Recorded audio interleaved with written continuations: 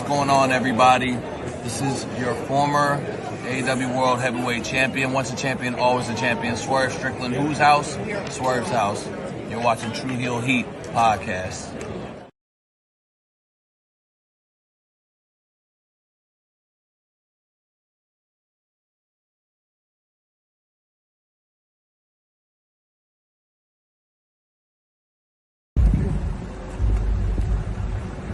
Yo, what up? You know what it is. It's your boy AJ Francis reporting to you live from New York City, the birthplace of hip-hop. And I'm telling you that I'm only tuned in with True Heel Heat Wrestling. Holla at me.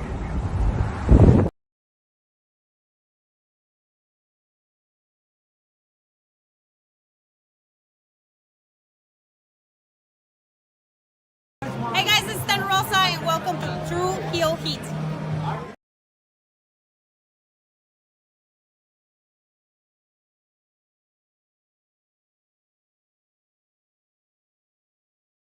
All right, hello, True Heel Heat. I'm the AEW World Champion MJF. Just in case you're deaf, dumb, blind, stupid, or since you listen to this podcast, or you're listening to True Heel Heat, and I apologize for that.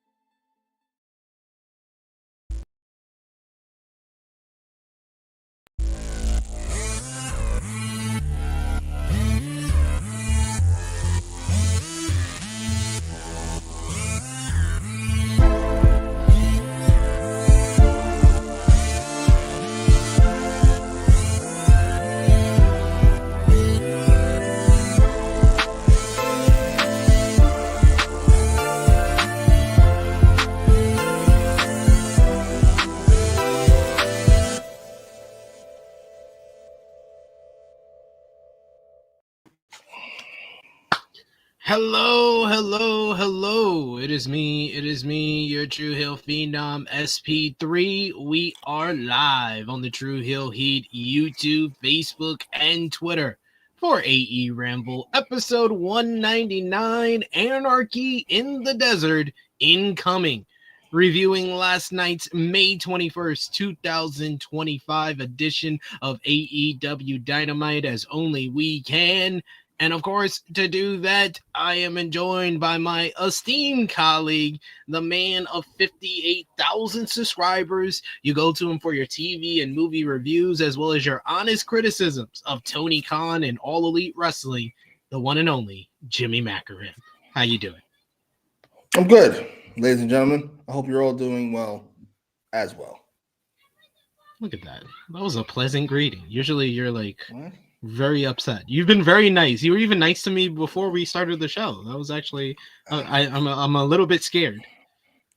Dynamite has found its groove, I would say, this year, maybe a little bit after the beginning of the year, where none of the shows have really been awful. So I've been pleased. I'm in a good mood. I was saying this on In the Weeds earlier today. I was like, the perception is on the way up for AEW, which is it's always goes like this. So it seems like throughout their history, if WWE is on the up, then the perception of AEW is down. But if WWE is not at its apex height and going to like the stratosphere, then AEW slightly is coming up. It's going up a lot slower than WWE, but it's on the way up. Whereas WWE seems like perception-wise, as far as what people are saying about them, not their business. Their business, it's just going to keep going to the stratosphere because they the way they price things. But the perception-wise is on the way down. So it seems like it's always like a pendulum with those two companies. Yeah, I don't know what's going on with. I would say they've stayed the ship on Raw. I don't know what's going on with SmackDown. I will say this. I noticed that quality-wise and the ratings-wise, nothing much has changed since Cody's been gone. Must not be that valuable. Why does this man always talk about Cody? I just pointing this out. I don't know what's going on. Raw's improved this year. I mean, at the Mania, I don't know what's going on with SmackDown. Cody's not there. I don't know. Just wondering. The quarterback. If the quarterback leaves and then the team does just as good or as bad as it did last year, the quarterback's not valuable. I'm just pointing this out. I don't know what's going on. Just wondering. The way you talk about Cody Rhodes is like this is Drew Bledsoe. That anyone can come in and become Tom Brady. I'm just wondering if anybody had any reason for this. Interesting.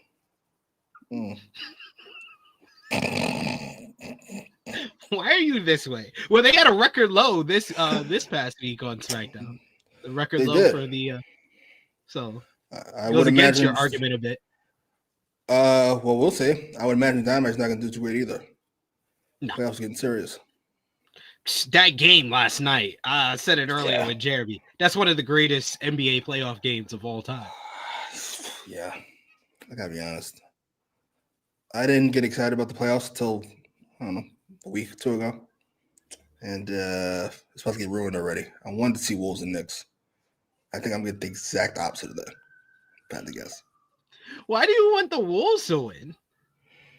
Because Anthony Edwards is a fucking maniac, and I did say earlier this week, Anthony Edwards is the only one left in the playoffs who does have his access granted to Club Superstar. Yes, he's charismatic. He is a kind of a throwback personality-wise. And he is very progressive in his politics because he is very much here for killing babies.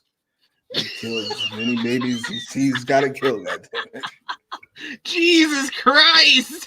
Oh my God! Man. You start off like this, God damn it! The words and opinions of Jimmy Macram do not necessarily reflect those of True Heel Heat, its viewers, or affiliates. I'm just saying. It's my favorite fucking messages back and forth is Ant-Man and his girlfriend. Or his ex-girlfriend. Where she's like, this is what our baby will look like. He's like, did you get the abortion? And then he's like, I'm going to go get did you get it? Send the video.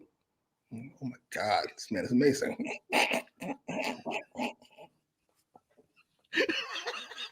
I love Ant. Ant's my favorite player in the league probably right now. But my prediction at the beginning of the season was Oklahoma City winning. So that's who I'm rooting for. Because, only thing besides my team winning that I like the most is being right. So I have to be right. And I have OKC get the win here. And I don't want to see what happens to my beautiful New York City if the Knicks win a championship. So I did say Knicks in 7, and I'm sticking by that prediction. Ooh. But I'm also saying Knicks in 7 because I slightly feel like I'll jinx the Knicks because I very rarely ever say the Knicks are going to win a series. So the fact that I'm breaking that tradition, I think that jinx them enough. And it seemed to work with game 1, but I'm sticking by my prediction. Ooh. Yeah, I think it's over. That's a game you got to win. You just have to. That's a heartbreaker. Yeah. And the Selly. Oh my God. Yo, I was like, I literally said on Tuesdays in the Weeds, I was like, Ant-Man is in Club Superstar. Shay got his MVP trophy and he's at the front of the line. The bouncer got his ID in the hand, like they ready to let him in to Club Superstar. Once they win, if they win this series, he's in Club Superstar. And I said right behind him is Tyrese and Jalen, and they don't know who's in front of who. But I said after last night, Tyrese got his ID in the bouncer's hand at this point. After that performance, he got his ID in the bouncer's hand now. We made so much progress this year of all of you realizing that Tyrese is overrated. I cannot have him win the series. We erased all of the hard work we put in this year. But I will say I love this conference finals because like there's 3 out of the 4 teams. If they win the championship, one of these stars is like the GOAT of their team. That's crazy. I've never seen that in my lifetime where you could see 3. If Shay wins, he's the GOAT of the Thunder.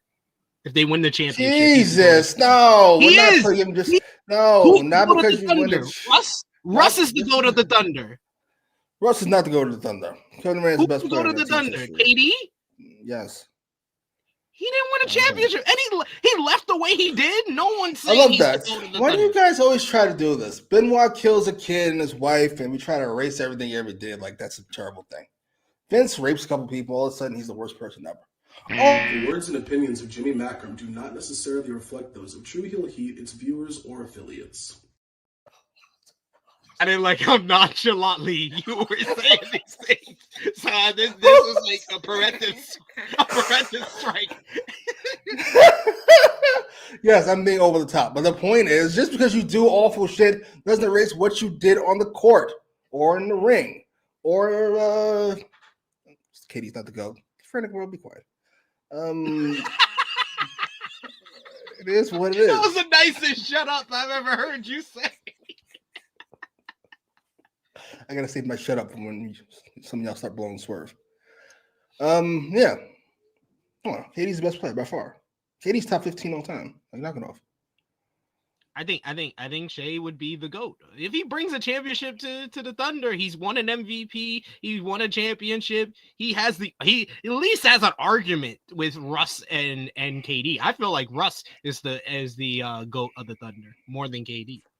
Oh my god. KD's the best player that's played for the Thunder, don't get me wrong, but the GOAT is more than that. Yes, it needs to be a player that can actually do everything on the court. Russ can't shoot. Beat it. Isn't that one of the more important things in basketball MVP, you would imagine? You got to shoot. Beat it. That MVP in 2017 is the best MVP out of all the Thunder. He's the best. That's the best MVP for us. I would agree. I think it's those 3 though. Those 3 are in the argument. And if Anthony Edwards wins for the Minnesota Timberwolves, I think he's the GOAT. He passes KG as the GOAT. You're too old to have that opinion, sir. You're way too old to have that opinion. Kevin Garnett is one of the greatest overall players ever. I agree, but he would give a championship to Minnesota. We would have never, when we first met each other in high school at Cardinal Hayes High School, we would have never thought that Minnesota Timberwolves would win a championship. KG was as good as any player when we were growing up, and he barely got to the conference finals. Why is that? Because you've got cats. The team around them sucks. You got him right. Because you've got fucking Julius Randle and Rudy, and I've got Wally Zerbiak. Yeah. Well, he had Latrell Sprewell and Sam Cassell that one year. Oh, made it to conference finals. Boy. Ran into old man Lakers with Kobe and Shaq and old man Mailman and in the glove. Still love the team, even though Kobe won the finals. It is what it is. Don't do that, Skip. And Tyrese, no, it wasn't. Tyrese. Oh my God, we're not gonna do that. Tyrese may become the GOAT of the Pacers if he wins the championship over Reggie. Prisoner of the moment. I'm gonna let it go. It happens. I'm not saying prisoner of the moment. I'm saying if they win the championship, a championship means a lot. It does, just not quite that much. It means a whole bunch, but it stops right before that GOAT thing. I'm sorry. That's right there. I'm just saying, 10 years worth of whatever is more important than 4 years worth in a championship. It just is.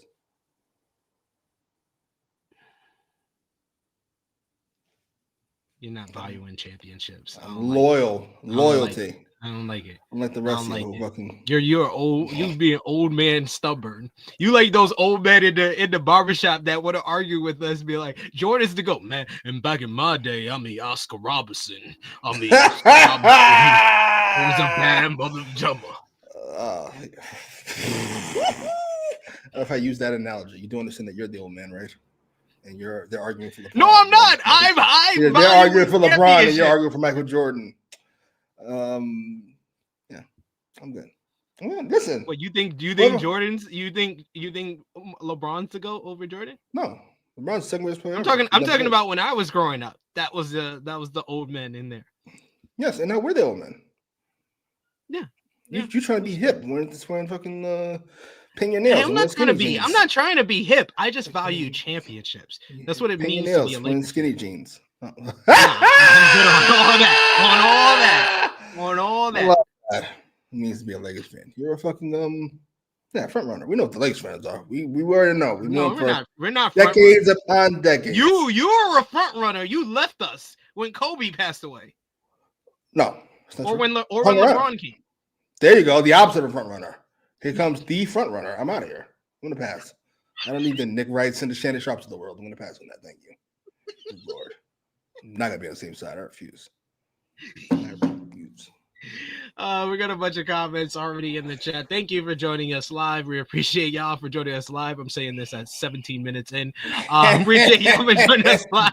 Appreciate y'all if you're watching us on demand. Either way, show your appreciation back the simplest way possible. Drop the thumbs up on this video. You can share this video with all your wrestling fans, friends, and family on all your favorite social media platforms. If you are new to the True Hill Heat YouTube channel, hit that subscribe button, hit the bell to stay notified for all the great content here. And of course, you can sound off in the live chat. We love to interact with all of you guys. We'll try to highlight as many of your comments as possible. But of course, if you're feeling generous, you want to give back to what we do here, you want to show your support to the True Hill Heat YouTube channel and AEWramble here every Thursday, 1:05 p.m. Eastern Time, you could do so with a super chat donation. Any dollar amount matters. It goes back to the contributors that you see on screen with us here. And we always appreciate the support. And it goes a long way to help the channel out. So we always thank you for that.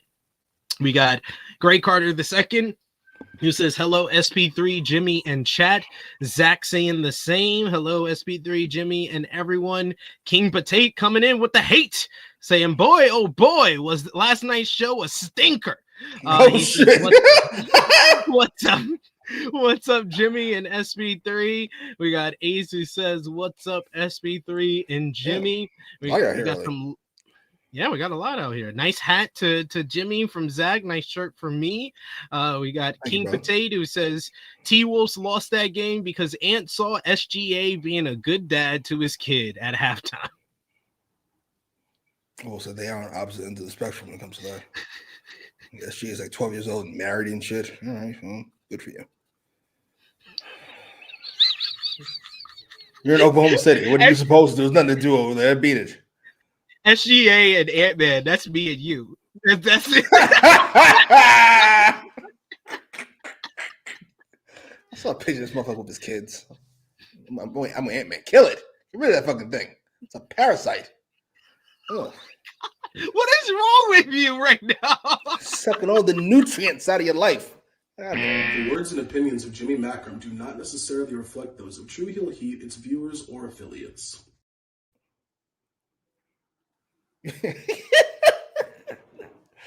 You wake up and the most important thing in life is, what am I going to eat today? Meanwhile, you all wake up and like, oh shit, I got to keep this thing in the other room alive. Oh, thank you. Ew. The fuck? You serious? Forever? To the 18? No, I'm passing that. Thanks. The words and opinions of Jimmy Macram do not necessarily reflect those of True Heel Heat, its viewers, or affiliates. Just can't stop yourself. Davion says, what's up, SV3 and Jimmy? My Timberwolves got their ass kicked, but I feel a little bit better joining for another edition of AEWramble. Appreciate Glad to you help. for that. We're here to take your mind off of that, despite us talking about it for like 15 minutes. Hello. You want to say hi to Jimmy? She always knows Thursday. I'd say, who am I doing the show with? She says, Jimmy is the cutest time in the world. Goodbye. Thank you, Lord Regal. Lord William Riga. We got King Potato says you're sick in the head. Hitler Bertrand.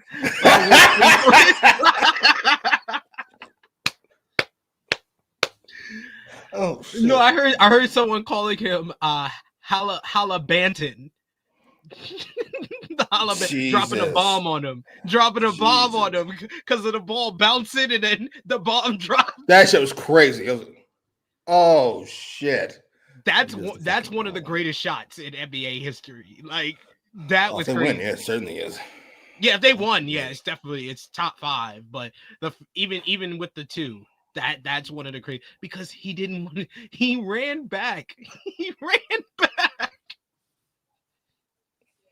That is not the best shot he could have took there, but you know.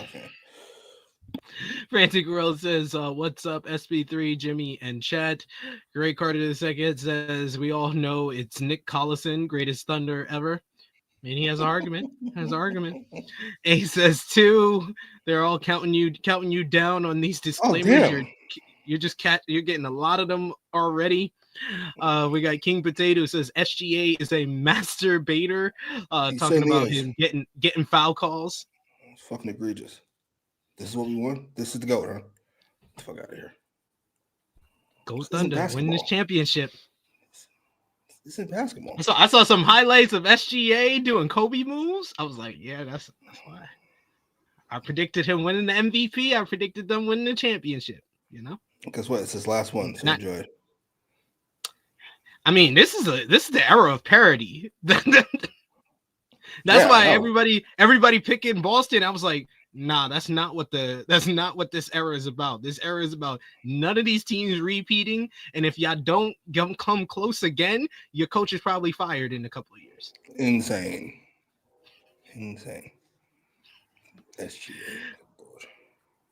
Frantic Girl says Ant is really good. Ant needs to bully in more in the next couple of days. I think that they're underestimating that him getting hurt in that game 1. Because he did not do a lot of driving to the basket off of his his left foot after that injury, after he got hurt early in the game 1. Yeah, I think it's over. Sadly. I think he's better anyway if he was healthy, but without healthy and you're in trouble. Yeah. We got Power Driver Finisher in the chat. We also got a bunch of laughter from you going off. Yes, 4 already. Jesus. No, we haven't even started talking about the show yet. You seem to always get these off either before we're starting the review or after we do the review. You don't do it when we're actually reviewing the show too much. So to be fair, well, the show's been not terrible for a few months now at this point. So I'm pleased. I will say this, by the way. I'm not sure if this is a hot take or not. It might be a cold take. I don't know what people think.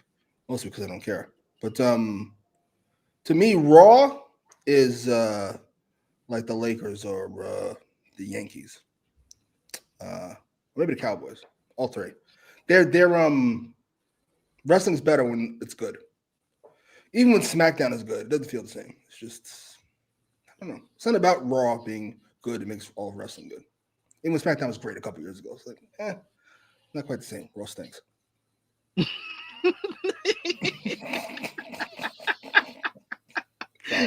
Yeah. 2022 was not the best time, even though SmackDown was cooking. Yeah. Just doesn't feel, I don't know. Something exciting at Raw. Forever.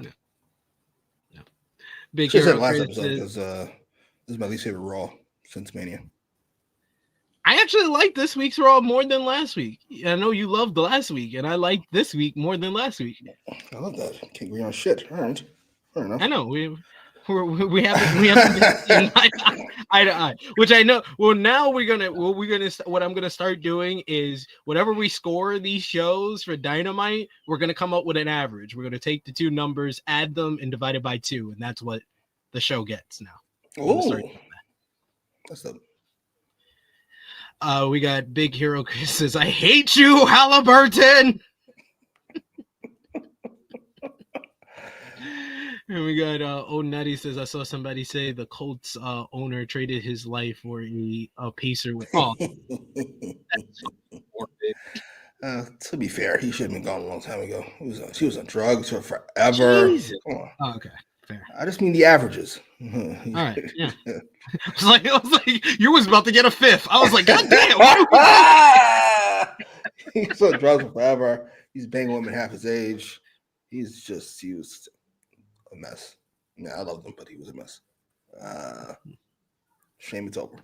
You had a good time, though. Congrats. All I know is that I think we have to address before getting into Dynamite. What do you think about Roman Reigns possibly in the live action Street Fighter? As a Kuma, I think I read. Yeah. He's kind of got the look. He doesn't have the look. He's dark enough for it, I suppose, is the point. I don't know. I honestly don't know. I haven't seen him act, so I can't have an opinion on one way or another. Oh no, he was in that Fast and Furious movie. He has a move where he pretends to be Roman Reigns. Yeah, I don't know. We'll see. He says I have to see him outside of just being Roman Reigns. Yeah, please and thank you. Hey, he acts all the time. You haven't been watching SmackDown over the last couple of years? That's true. I mean, he's charismatic. He's clearly has a taste for acting. What do I want to say? Then I gotta sit through for commercials for Street Fighter every fucking 12 seconds when I'm watching Raw. I don't need that in my life. I really don't. Here comes the cast of Street Fighter here to take up 10 minutes of this fucking wrestling show. What are you talking to Tyrese Halliburton for? You serious? Fucking serious? What is this? Because WWE scripted it. It's like we wrote it. So Triple H is back there realized it's like we wrote it. That's a great quote. Can we end it there? We need the rest of this. Him smiling and shit on a wrestling show. Good Lord. And he's going to be in 2K25. Well, thank God. Now I'll buy it. Fuck are we doing? That's why they think we care as much as they care. They think we care as much as they care. We don't. Nobody's buying this because of Tyrese Halliburton. The number's not popping because of Tyrese Halliburton. I'm sorry. Let it go. Just fucking put on your show. Please and thank you. You're going to stop disrespecting Tyrese Halliburton out here in these streets. He's a very good basketball player. He's not overrated. If you think he's great, he's overrated. Anybody? All right. I'm just letting you know. I think he's great. Oh, my God. No, you don't. Stop it. Yeah, I do. This generation's Chris Paul. You have lost your mind. What the fuck are you talking about? What? Oh my God. This generation's Chris Paul. He might make it to the finals earlier than Chris Paul did too. Just saying. Sorry to tell you. One of the best players at. Oh, we're not doing this. Whatever. Sure. I'm not gonna fall for it. Talk about basketball too much already. I'm over it. All right, let's get into AEW Dynamite. Dynamite last night took place from Albuquerque, New Mexico. What did you think about the crowd last night? I thought they were good. They were up for mostly everything. And that front row was on their feet for the entire show. Good on them. Yeah, I agree. Oh, bad on the niggas behind them because I can't see. You fucking idiots. Yeah. The show comes on the air with Excalibur welcoming us alongside Ian Riccaboni and Taz. As we always say, a point up for Ian. Thank you, Ian.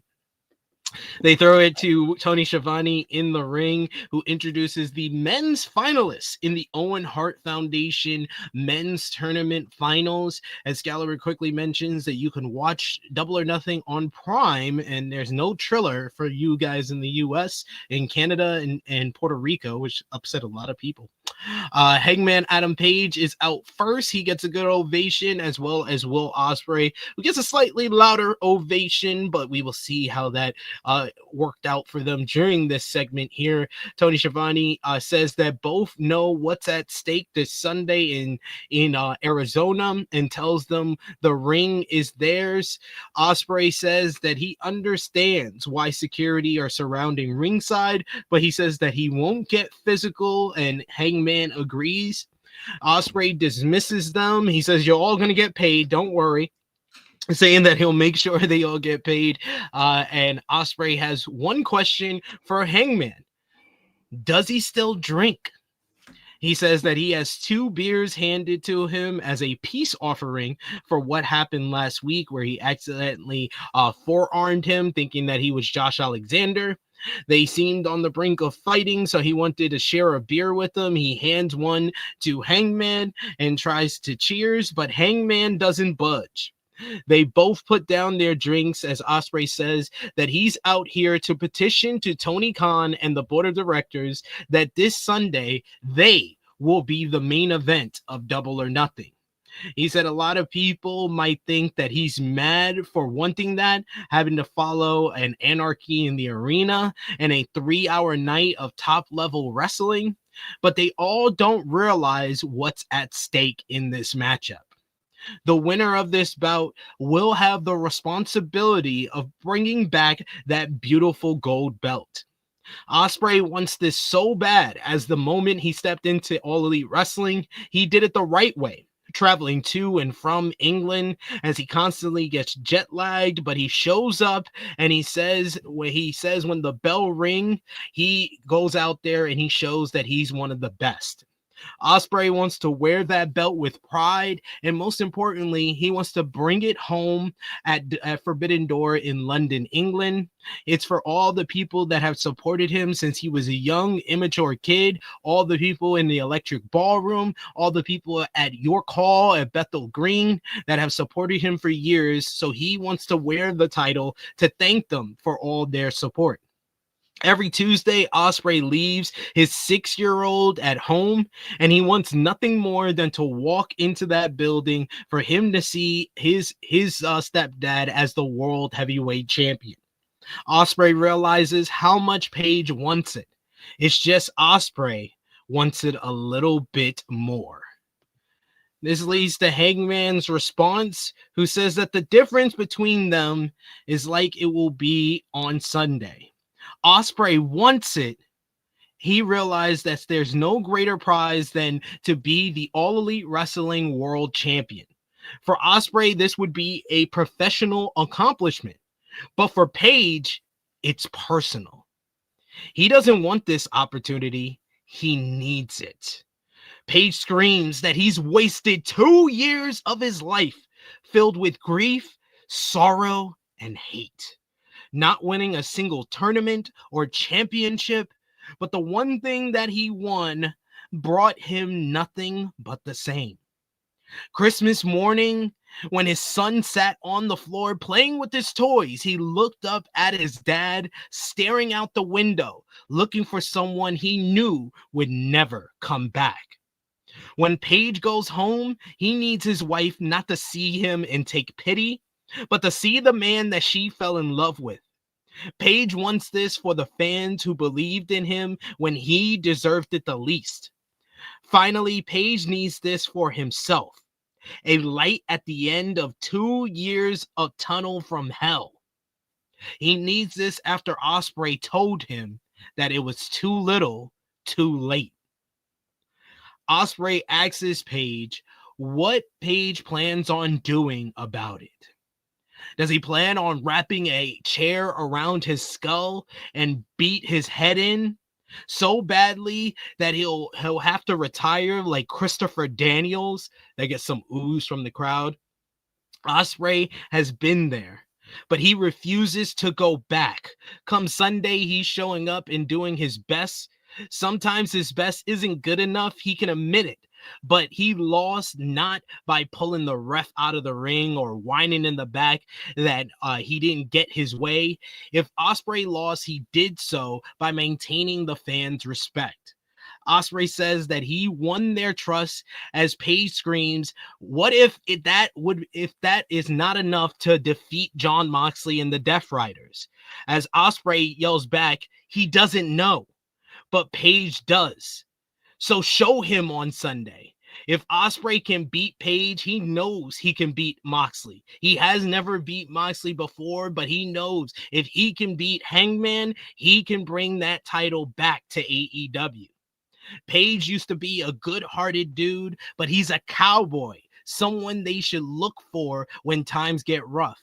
But his attention has been so turned on Swerve Strickland, and for an entire year, it's changed Paige. As Ospreay said, kids don't look up to him anymore. While the boys in the back, they've lost respect for him. A woman in the crowd screamed when Paige almost ended Strickland's career, one of his best friends. Ospreay said before Paige writes him off, his best has beaten MJF, Bryan Danielson, Kenny Omega, Kazuchika Okada, and Chris Jericho. He's proven them all wrong, and he's the best in the fucking world. Ospreay said despite all of this, he has Paige's back and hopes Paige can say the same. Either way, they will make sure that someone beats Jon Moxley and brings back that AEW World title. So he picks up the beer and he said for Paige to meet him in the desert for a shootout on Sunday. Ospreay took a swig of the beer after looking straight at Hangman. He pretty much spits most of it out, and then he tosses it aside while Paige just chugs his entire drink without spitting any of it out, showing he's the better drinker here. This concludes with both men having a face-off outside the ring after slapping five with the fans. They walk up to the Owen Hart Cup. They both stare at it, and then they stare down with one another. This, to me, was one of the best back-and-forth promo segments that AEW's had this year. I felt like both guys brought the passion, they brought intensity, and they made this feel like the most important matchup of the year for AEW, and they sold it. If anybody was not sold on this being the main event, they sold it with this promo exchange. I thought this was fantastic. What did you think? I'm glad I'm not alone on this. This is a lot. There's a lot of you fucking recapping it just now. Good Lord. Shut up. Speed this shit up. 20 minutes of this shit? I thought I was watching AEW, not fucking Triple H 20 years ago. What the fuck is this? Have a seat. I just have a beer. Have a seat. Sit down and fucking amuse us with your musings. Are you fucking serious? This was good if it was cut in half. Thank you. King Potato. Big Man Dogs. Anarchy, thank you. I thought I was alone. I thought I was going to fight all of you. I was ready to do 20v1. But no, we're on the same page. Good Lord. Speed this shit up. Bunch of fucking hypocrites. All you do is complain about the talking that goes on the other show. But when it's 20 minutes of this melodramatic horse shit, you're all in. Enough. My kids saw me staring out the window, wondering, how the fuck do you know what he was doing? You were staring out the window. The fuck are you even talking about? Fucking nonsense. Good Lord. His wife told him. Your son saw you staring out the window. What kind of Inception shit is this? Enough. This was good. This would have been great if it was cut in half. I thought the ending was the best part of this. The beer, the stare at the top of the ramp, then closing up on the picture of the two of them on the Titantron, or whatever I call it, and then going to Moxley. That all was brilliant. That was some top-notch shit there. The promo was fine. I know we didn't talk about Ospreay's stumbling over his words. Good Lord, he started drinking early apparently. Good Lord. Yeah, this was a 7 that should have been a 9. Good Lord, holy shit! 20 minutes. Boy, you like hearing the sound of your own voice. What the fuck? Back and forth. This wasn't a back and forth. This was a back and forth and back and forth and back and forth. The fuck? I wish I could say that in a more succinct way so I could be nice about it, but I cannot. I felt like it was a very good segment that could have been even stronger if they would have whittled down some of the talking points to just the core values of it all. How's that? The fact I prefer to just say what you need to say. Yes. Shut up. You're miserable. You're fucking Speed this miserable. shit up. Good lord. Fuck. I'm glad you have some support in your opinion in the chat. Thank you. I mean, listen, glad. if I say I'm something happy for you. stinks, not even stinks, but it's too long, and then you guys say it's too long, that's support. I need it. Yeah. I need it. Yeah. How many episodes is this? 199. Next week's 200.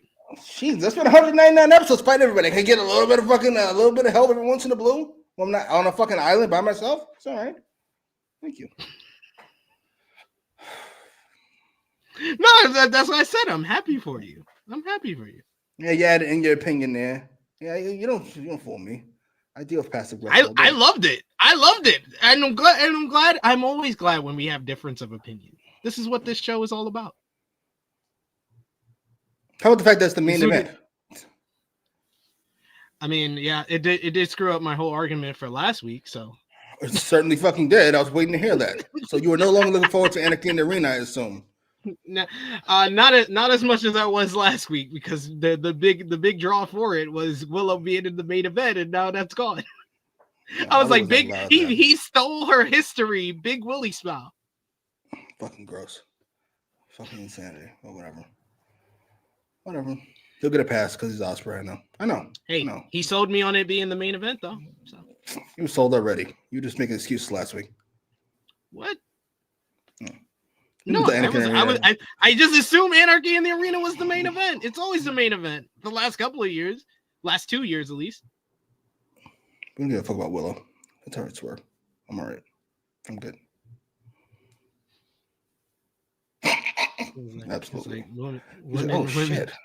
He's like, right, this would be the first woman in the main event. He's like, nope, let's give it to Ospreay and Hangman. Nothing's gonna follow that, right?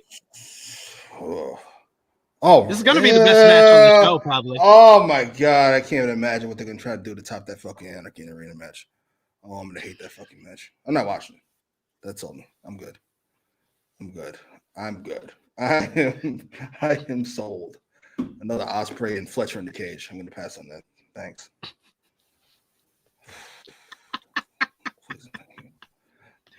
O90 says, good. I'd rather the women have their own main event at a pay-per-view. And that was kind of your point last week.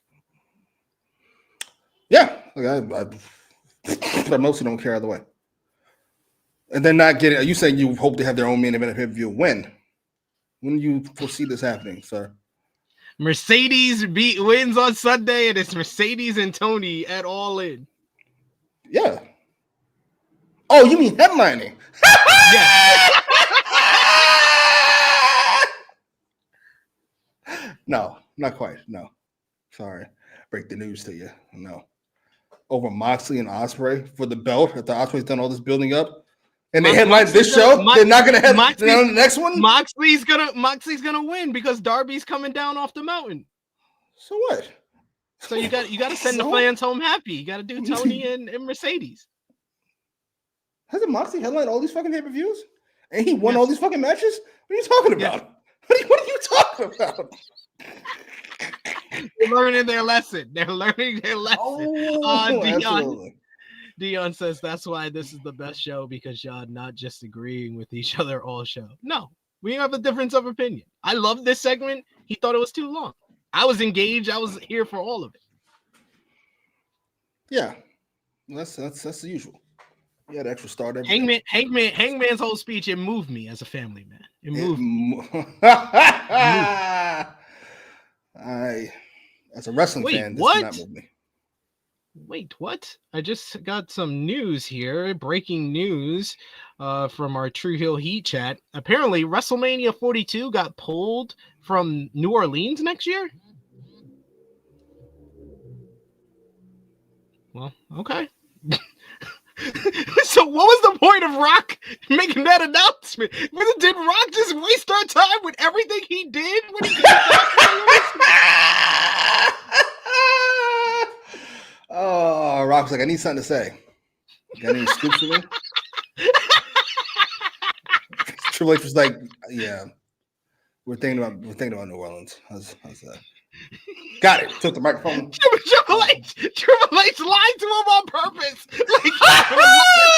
Made this nigga look like an idiot. Shit. 30 years. He still doesn't know what the fuck he's doing. Still getting work, you little punk. Oh shit. Okay, so I'm reading the report now. Here we go. WrestleMania will no longer be held in New Orleans in 2026, despite a prior announcement, according to a statement provided Thursday to WrestleNomics by the Greater New Orleans Sports Foundation. The major WWE event initially confirmed for the city in February is now being rescheduled for New Orleans in a future unspecific year. Instead of WrestleMania, New Orleans will host WWE's Money in the Bank premium live event in 2026. Triple H owns. He may be winning this power struggle if he did this on purpose.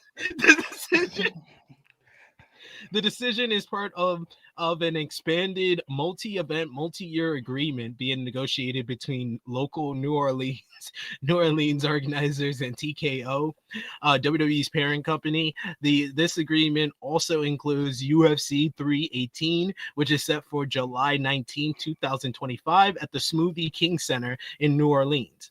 The Greater New Orleans Sports Foundation stated that they are working closely with our friends at TKO to expand our long-standing partnership, confirming the 2026 Money in the Bank event and that WrestleMania will move from the currently scheduled 2026 timeframe to a future year. The new host city for WrestleMania in 2026 has not yet been announced, and the reasons for this change in plans remains unclear. It's clear to me. Money. What do you mean? Somebody made him a better offer. These niggas are fucking criminals. TKO, these are fucking the Sopranos. You know what? You're good this year. We'll take care of you. Money in the Bank and Mania somewhere. Got no line there. But we've got to give it to fucking these people. What if it's in Saudi? That'd be fucking hilarious. Have Royal Rumble and WrestleMania in Saudi? Holy shit. I mean, that's people you can't really say no to. Don't really play that shit. Yeah, that's insane. It's like the hero said Dwayne done it again. Oh, maybe London. Maybe London put more money up. Frank World, the only person here who's a huge L for WWE. Please explain how. I'm very curious. You gotta be honest. As much as that shit on you, I am so thoroughly curious how your brain works. Please explain this. He's like, you fascinate me. You fascinate me, sir. How does WWE making more money to go somewhere else is an L? Or do you think they got kicked out of New Orleans? I doubt that somehow. He's like, I wrote that comment before SP3 read the report. I'm sorry. he won't write that, but I'm guessing that's the reason. But let's continue on with Dynamite. I'll keep y'all updated if I hear anything else. John Moxley is as they see Ospreay and Hangman do their stare down in front of the Owen Cup. They go from the picture of their graphic for Double or Nothing into Moxley, then on the Contron as he's walking into the building, pacing outside the arena with Marina Shafir as they make their way into the backstage area.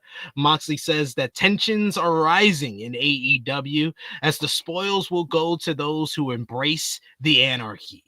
And then his music hits as he walks into the arena. It's time for our opening matchup, All-Star Trios matchup. John Moxley teaming up with the Young Bucks, Matthew and Nicholas Jackson, to verse Swerve Strickland with Prince Nana and the Ops, Samoa Joe and Powerhouse Hobbs. The bell rings and Joe and Moxley continue off to where they ended off in last week in the steel cage. You get Hobbs and Swerve, and the Bucks are holding both men back as they were going at it. Matthew and Hobbs tag in as the power game of Hobbs initially gets the best of Matthew, who avoided a power slam and tagged in Nicholas. The Bucks hit a pop-up drop kick. Swerve tags in and he dodges a super kick into a backbreaker and a rolling suplex. Nice exchange from Nicholas and Swerve for a bit there. You get Joe, who teases a dive, but the Young Bucks cut him off with a pair of super kicks. Swerve flies in, and he hits a flatliner on Nicholas, followed by a Flossberry flop to the outside. Joe then gets full steam ahead and gets a tope suicida on Moxley and the Bucks as things go to commercial break. Hobbs was then isolated during the commercial break after some interference from Marina Shafir, who is attacking him behind the referee's back, but he hits a World's Strongest Slam and then tags in Swerve, who starts cleaning house.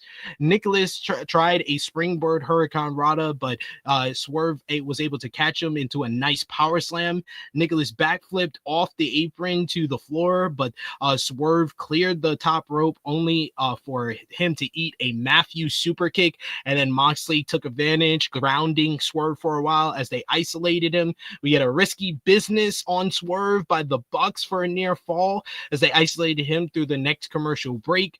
Swerve remained isolated until he was able to make the hot tag to Samoa Joe, who started running wild and ragdolling the Bucks. I thought Joe was really good in this matchup. He eats a pair of super kicks, the super kick party, and then clothesline both guys. We get a super kick party on Swerve, double DDT on Hobbs. Joe comes in and wipes him out again. Moxley hits the paradigm shift on Joe, and then Swerve comes in and kicks the shit out of him with the house call before taking out both Bucks with the Swerve stomp. The match breaks down. All the men are in the ring. We got a super kick party on Swerve. They try for the EVP trigger on Swerve, but Swerve ducks. Joe comes in and puts the Coquina clutch on Nicholas, while Swerve rolls up Matthew with the O'Connor roll to pick up the victory for the baby faces. Post-match, Claudio Castagnoli and Wheeler Yuta of the Death Riders, they come in and attack the baby faces until Katsuyori Shibata makes his return from the attack from Claudio Castagnoli a couple of weeks ago. He starts taking out the Death Riders until Marina Shafir comes in with the low blow, but that brings out Jimmy Macram's favorite part of the show, Willow Nightingale, who sprints down to the ring. She hits a big pounce on Marina. Both ladies brawl to the outside until Kenny Omega's music hits to a big pout from the fans. He comes out, he starts wiping out the Death Riders and the Bucks with Snapdragons, and then hits a huge V trigger on Matthew. He looks like he's going for the One Wing Angel when Swerve and Joe stop him and set up a table at ringside. Omega looks like he's going for the One Ring Angel off the apron, but Claudio comes in and pulls Matthew to safety. The Bucks and the Death Riders then escape through the crowd. Joe gets on the mic and he says a sane man would wait until Sunday, but they're not waiting until then. He says that they are coming for their asses again tonight, as the crowd pops for that, and that ends this segment here. Good fun matchup as per usual with their multi-man matchups. I thought the post-match was fine, but the later on they would have a better brawl. This would have been better suited in the main event with the show closing brawl then. I think that if I had to, my biggest nitpick of the show is that this should have been the main event of the show. What did you think? Agreed on that. Or just not do the brawl the first time. Save it. This is like diminishing returns. I have a question. First, the match is good. I enjoyed it. Really good trios match. I have a question. Who's the best wrestler in this match? If you had to pick a wrestler. Like, if you had to pick a wrestler, say this guy is the best wrestler. Out of everybody in the match? I would say Swerve. So would I. I thought he was the worst in this match. He was the least impressive. I thought Joe was the best in this match. Joe was the best, like, in this particular match. I thought he performed the best. But I think we'd all agree Swerve is the best wrestler of the bunch. If you had to make a list, if you had to rank them all, Swerve would be number one. And I thought he was the worst. I thought he performed oddly. Maybe he didn't want to hurt anybody. I know he's working against his bosses, and we know he doesn't want to hurt Massa, so maybe that was an issue. Jesus Christ. He didn't seem odd to you. He didn't see off half a step to you in the beginning. Him and Nick. I thought Nick was crisp. The fucking Swerve was moving like he was hurt. I thought they worked well together, but I can understand if you saw something different. Did we mention that Swerve busted his ass? Did we mention that? I didn't see. Oh yeah, he did with the dive to that. Well, he usually hits that perfectly. He usually lands on his feet perfectly, but yeah, not so much this one. God, I don't like ugly. Seems joking. like a couple of people. No such thing. No such thing as God.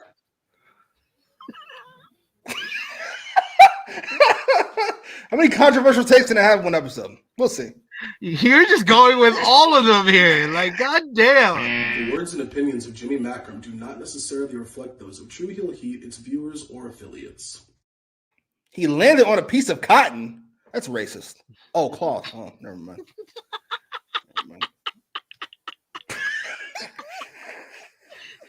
I can't stop.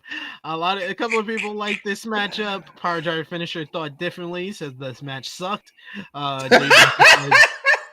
DK loves his all-star tag team matches. And just when I said you usually don't get disclaimers during the show, Swerve had to change that. Yeah, it was a good match overall. Yeah. Dion says, and they say Javon Evans is bouncy. Do you see Willow? Eyes emoji. Yes, I do. Yes, I did. The fuck is going on? Should be started division. Instead, she's stuck with these bums. Fantastic. Fighting Shafir for months on end. It's one of the main programs in AEW right now. Not main event, Absolutely. but main program. Right. You do all the work here for free, and then when it's time to get paid, we'll put the two white guys in the main event. Oh, congrats. Appreciate it. Thanks. Hey, one's British. Thanks, boss. Ups. One's super white. Oh, gotcha. Original white. Oh my god, you're off to a smashing start here. We get Alicia too backstage. She is with the Hurt Syndicate with their legal counsel as MJF struts in with a brand new suit and Mark Sterling by his side. MVP tells him to let out a woo as MJF says to let out a woo as MVP says that they have to get some food and tells his counsel to take care of MJF, who fist bumps MVP, Lashley, and Shelton before telling the two to get lost. MJF calls Sterling a brilliant bastard. He shakes the Hurt Syndicate's legal counsel's hand and then asks Sterling for some hand sanitizer. Hilarious. Who's this guy? And why does this guy keep getting TV time? Who? The legal counsel? The other lawyer.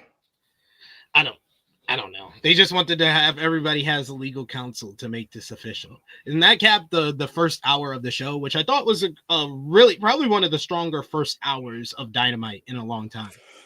Unfortunately, it would get ruined in the next segment. I was going to say, I appreciate the focus of the first hour. Nothing but stars on the show and Matt Jackson. And I thought the formatting of the show was really good. Even in the second hour, I thought the formatting was great. And if I didn't like some of the shit that was on it. I would have just swiped out this for the main event. I mean, the last match for the main event. But other than that, I thought the pacing of the show was really strong. Stronger than it's been in a couple of weeks, I will say. Agreed. But unfortunately, all things have to end, it seems, in wrestling. But the Hurt Syndicate come out first for our contract signing to make MJF a part of the group official. They're with their legal counsel as well. But here is MJF, who has his legal counsel, Smart Mark Sterling, there with him as well. MVP says that tonight MJF signs his contract to become a member of the crew as the fans boo.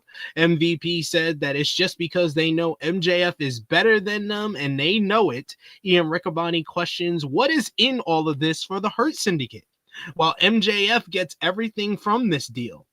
MJF strutted out, ripping up a fan sign, and says that his mother once told him the most important day of his life would be getting married to the love of your life. And then he says, clearly that dumb bitch never joined the Hurt Syndicate.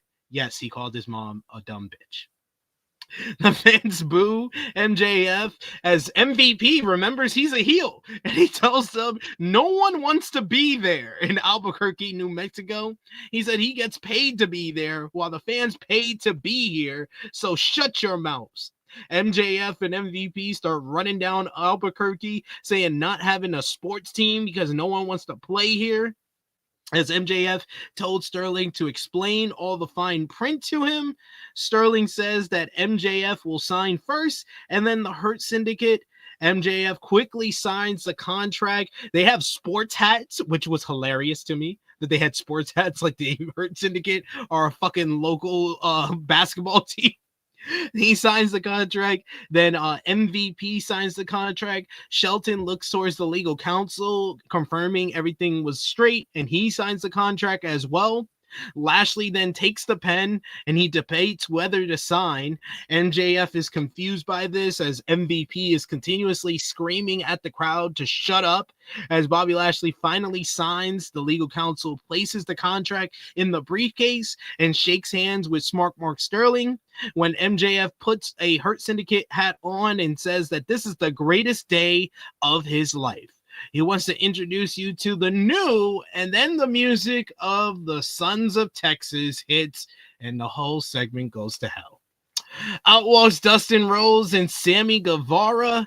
MJF demands that their music is cut and calls them white trash Southern honkies. Rhodes tells MJF to shut his mouth, and he doesn't have work ethic or grit, and he hates his guts. Rhodes says that he has the utmost respect for MVP, but thinks that in his best interest to watch that snake in the grass.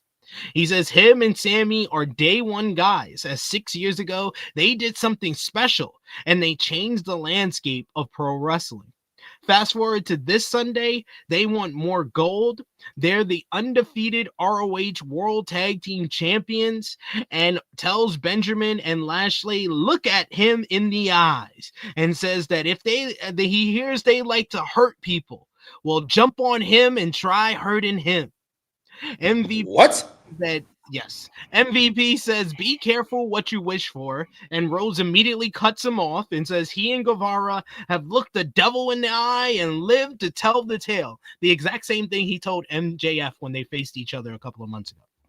Don't expect this to be a walk in the park, because it won't be.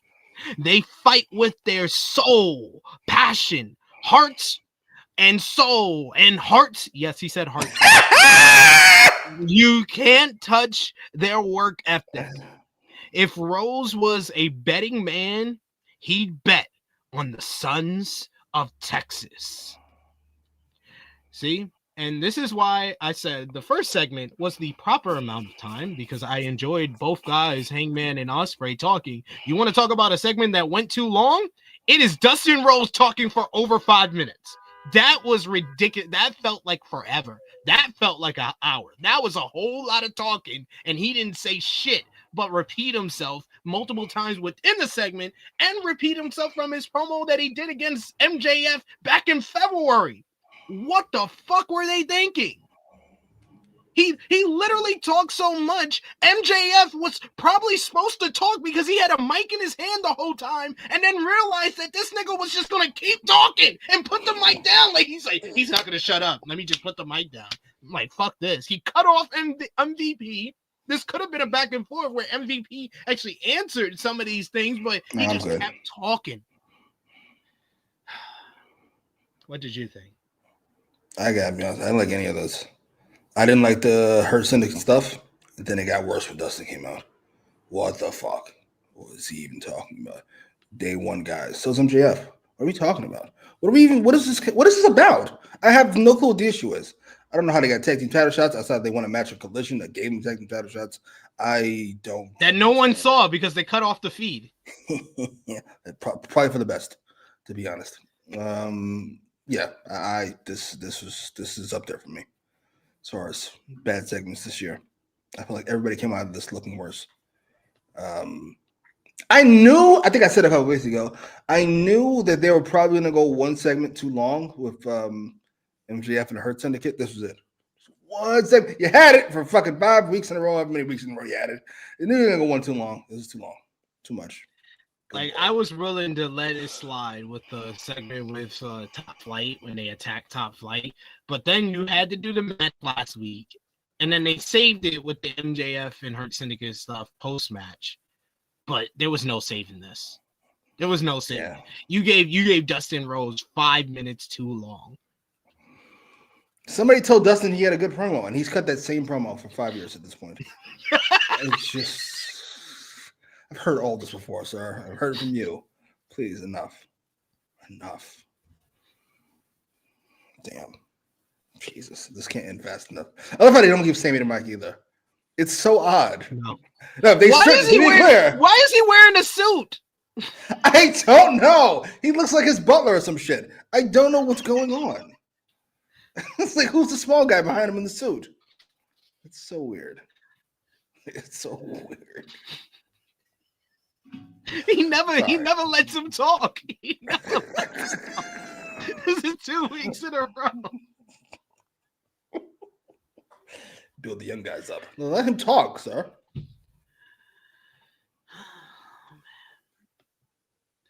King Pate says Sammy Guevara getting called honky was vindicating for me. I'm sorry. Day one guy is a low in my book. You gotta earn your spot because I'd be cutting all these motherfuckers left and right. Who was here day one? They gotta go. Like, Dustin, why can't you just do backstage producing? Like, you would be very helpful to the younger stars if you were just backstage producing instead of being Ring of Honor World Tag Team Champions for fucking a year now. It's been almost a year. Shit. Yeah, he won it last summer. You remember when they had the residency on Collision and ROH in Texas? They only won it because they're from Texas. And they've held this shit for nearly a year. What the fuck are we doing? We need to eliminate either tag teams or six mans. I'll let you pick which, but yes. One of them's got to go. Yes, the fact that Dustin has both of them makes me agree. What the fuck? We have heart. We have grit. We have work ethic. We have heart. It's like, you son of a bitch. Sorry. You're not fooling me. I'm a great promo. Even the people in the building weren't even impressed. Usually you get something when you start cursing. Even they were like, oh. Yeah. All right. It's like, it's Dustin Rhodes. It's Dustin Rhodes. Yes. Dion says Dustin Rhodes, given the term AEWramble, a whole new different definition. Yes. Yeah, I'm telling you, MVP, you can't trust him, JF. Really? Thank you. Nobody else has said that. It's like, no, it's not like Bobby Lashley been saying that for a month now. MVP's not 22. It's a grown ass fucking man. What the fuck are you talking about? Holy Jesus. Yeah, this was by far the worst thing on the show. Yeah, that's wild. Wild. He's like, Hanukkah says, I am not interested. King Pate says, Dustin Rhodes an example of ignoring onset all-timer. Oh, shit. Jesus. Jesus. All right. Fair enough. Davion says, Alexa, play TV off by Kendrick Lamar. Yeah, this was shocking. I don't know what the point of all this is. Chuck Berry says, spoiler alert, LVP is Dustin Rhodes. Would rather have seen him as Gold Dust. If this was the early 2000s, right? And this was WWE, will we not all have conspiracy theories that Triple H is putting Dustin Rhodes in the segment to make the Hurt Syndicate look bad? Wouldn't that not be the theory? They were getting too over, bro. They had to bring back down to earth. I think that's what my whole inner theory has been about the Hurt Syndicate ever since like Revolution, when they gave them the Outrunners, and then Dynasty when they gave them the Learning Tree. Like the Learning Tree, you had a built-in reason that it was supposed to be the Murder Machines, but right. Brian Cage got hurt, so I was waiting to let that slide. But now the Sons of Texas. All right, you're something is up, right? You're sabotaging them. You're sabotaging them at this point. I don't know what's up. I don't know who to blame. Actually, I don't know who to blame. I'm not gonna do it just yet. I'll be nice. Matt Jackson. Well, it's all right. We'll see what happens. Oh, I thought you was gonna say no. That's not sabotage. That's incompetence. It is what it is. I never. You can't sabotage your own company. You don't answer to anybody. He's trying to sabotage the Hurt Syndicate. It's like, you guys got way too over, brother. That's weird. You're making me too much money. That's weird. It's a weird thing to do. You're making me way too much money. You guys are going to get way too high ratings for your segments. Slow it down, little brother. We still got FTR and the Young Bucks over here, We still got these guys, It's so weird. That's whatever. Yeah, I didn't love MVP in this either. He was going off about nothing. All right, we got it. They're booing. You don't like Albuquerque. They haven't been a heel in a while, but I'm with you. I got it. Enough. Shut up. Last time we talked this much was when he was shitting on Brian Keith. He also wouldn't shut up. Davion says this is right up there with that Kenny Omega segment as the worst segments of the year. Yeah, at least with Kenny Omega, that was so bad you had to watch it. This one made me want to actively turn off the channel.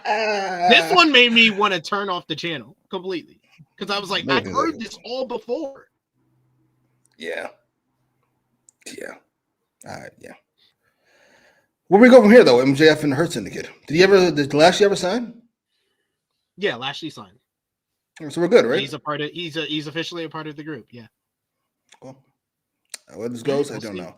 I never thought he actually signed. I'm gonna hold you. Me either. I thought Cedric would come out for this or shit, but they didn't want to do it. I guess they want to do it on the Go Home show, or I don't know. It's gonna be probably the direction they do go. If Cedric is still coming in, is he comes in and everybody in the group wants him to be a part of the group, and MJF is the one who goes thumbs down.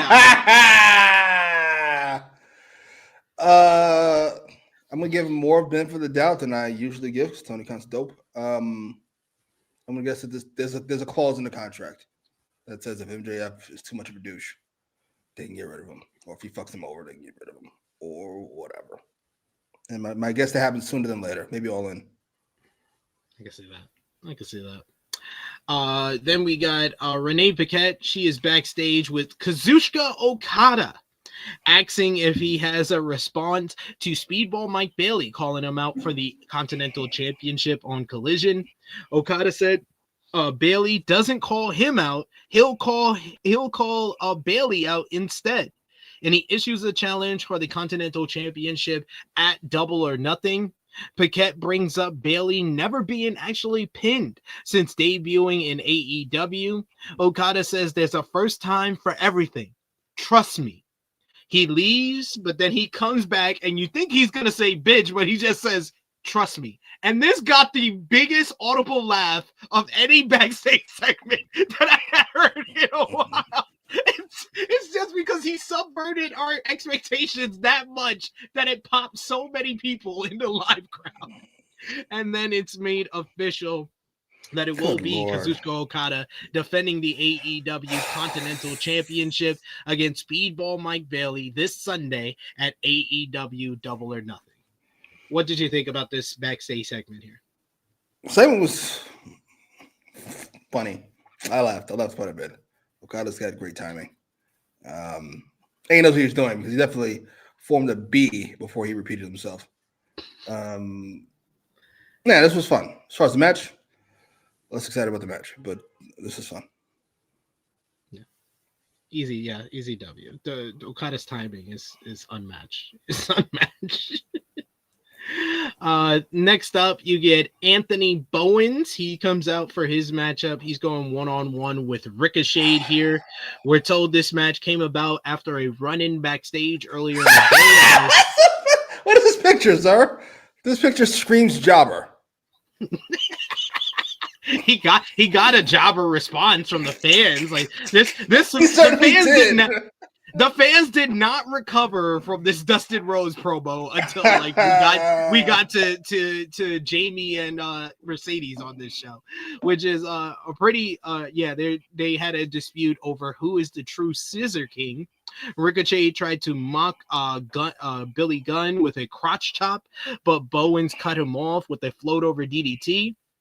Clothesline sent Ricochet to the floor where Gunn laughed at him for being bald. He faked like he was going to punch him. Ricochet cowered, and then Bowens came in and slapped him across the head. He drove Ricochet into the barricade before scissoring with Billy Gunn. It's like, why the fuck did you repackage Anthony Bowens for him to do the same shit he was doing before with Billy Gunn? What the fuck are we doing?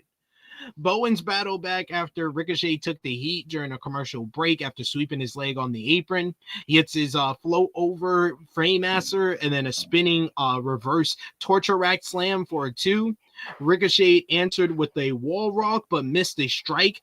Bowens was able to hit a combo super kick, a combo, and then ending with the super kick. Ricochet floated over and hit a pump knee. He loaded up the spirit gun, but Bowens was able to catch him and hit the arrival. Bowens was about to hit his finisher, and he actually hits it. He cracks him with the mollywop, but Ricochet is able to roll to the outside. Billy Gunn went to grab Ricochet, but Paul Turner cuts him off on the outside. The distraction allows Ricochet to grab his gold scissors, and he blasts Bowens in the head with it. He then delivers the spirit gun in the ring for the 1-2-3 to steal the victory. The first loss for Anthony Bowens since his return last month at AEW Dynasty.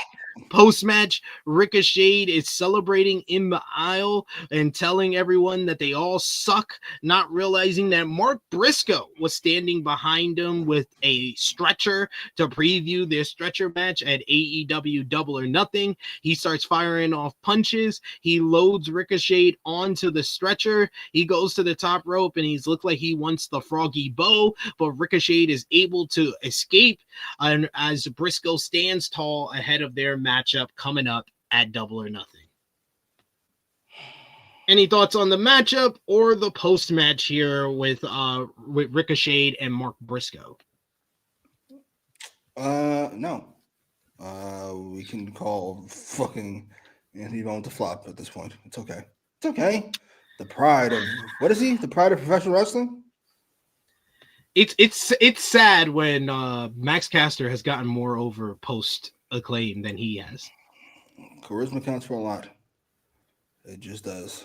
A year or so ago, I might have actually said out loud I prefer Anthony Bowens to Max Caster. I was wrong. I was wrong. Mm-hmm. It is what it is. It's been a flop. The booking hasn't helped. By booking, I mean his general presentation. He's still Billy Gunn. He's still doing the scissors. Yeah, there's not been a big enough change outside of his attire and his music, really. Though, to be fair, it has worked for others in the past. Triple H made it work. Roman made it work. You keep the same shit you had in your tag team or your group. But I don't think Anthony Bowens is going to get confused with either of those two guys. No disrespect. No, I don't. I think you might be right there. And I'm just saying, Anthony Bowens is solid. He's a solid worker, but I think we might have found his level. I'm sorry. Right along with the Sammys and the Jack Perrys. No disrespect. Good guy. A nice hand, as they say. But that's about it. Sorry. He's a nice hand. He's a nice hand. He's doing great stuff for himself, you know. He's doing this thing, and he's a solid hand, and he knows how to work in the ring. And that's the line. He knows how to work. He's a good guy. He shows up every day. First guy in the gym, last guy to leave. Yeah, I was about to say that. First guy in, last guy out. He's doing it. He's doing it well. Do the good work on Sunday Night Heat. That's fucked up. I'm sorry. It's a wrap. I know you're a double minority, but that's not quite enough. Disrespect. The Ricochet's doing well for himself, but yeah, it's not too well with Bowens. I feel like this whole matchup with Mark Briscoe is to finally get Ricochet to win on pay-per-view. I would imagine so, because I can't see another reason for it to be on this card. I gotta be honest. I don't see a lot of reasons for much of this card. I know you said you liked it. I'm like, where? I don't understand. I really don't. Well, I think this match is going to be good. I'm not saying that it has much of a reason to be on the card other than to give Ricochet a win, but I think it's going to be a good matchup because Mark Briscoe always has good matches. None of this feels pay-per-view worthy at all. This, the women's title match with Mina. What's the other one? Speedball and Okada. Like, what are we doing? What I know, I think that's going to be great. I originally blamed it on Anarchy in the Arena. Like, all the stars are in that, but there's only 3 real stars in that fucking match. Like, where's all this people coming from? Like, what is going on? Where'd everybody go? Where did everybody go? Yeah, the 5-tool player shit and him cutting these WWE centric promos where he lists all the 5 tools. Yeah, it's not. Holy shit! What? Wait a minute. What? WWE style. This sounds like fucking 2005 or some shit. What? Yeah. It's like 2004, 2005 WWE promos. Where it's like Miz listing his accomplishments. Holy shit! What? All right, that sounds maybe some more sabotage going on. Dion says they shouldn't have split the Acclaimed up. Look at the state of the tag division. This won't be a Michaels Jannetty situation. This will be a primetime players split. Holy shit! Yeah, this has been a flop. That's a shame. Yeah, it is a shame. It's a shame. I told you we would have Max Caster to go over instead of losing every week. I mean, I did say that because he was getting his whole delusional loser gimmick was working for me, but like, yeah, I mean, at this point with what they've done with Bowens since Dynasty and his return, yeah, Caster probably should have won that. Please and thank you. We got a super chat donation from our good brother Dion Jenkins. Thank you so much, Dion, for the support. So you're the first one, so you get the mic. Speak, bitch. Come on now. Oh my God, Siobhan. What the hell is wrong with you? I miss Mermaid. Dion says some guys just fit better as a tag team, especially one has the mic skills and one is the workhorse. New Age out. Enzo and Kaz, Acclaimed, etc. Damn, that feels kind of like an obvious take that I didn't really think about was splitting them up. Me either. It's like they're good. They're both good at one thing, but they struggle at the other that the other person was good at. So you should have them together. It's just that the whole scissor shit just got stale. It got stale. So most people thought, oh, you split them up. Now they've reached their kind of apex of the tag team, and there was no room for growth after that.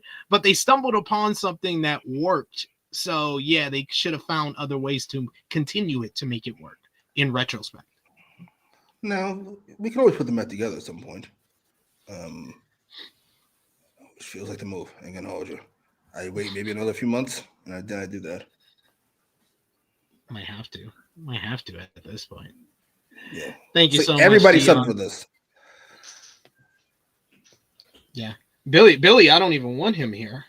I don't understand why he's still here with Anthony Bowen. I think Billy is more useful backstage. Him and Dustin. I feel the same way. Even though Billy looks significantly better than Dustin. But they can still be used backstage, and they can be on TV. One's not preventing the other. You just don't like seeing them on TV. Yeah, I don't. What do you want me to say? I'm being honest.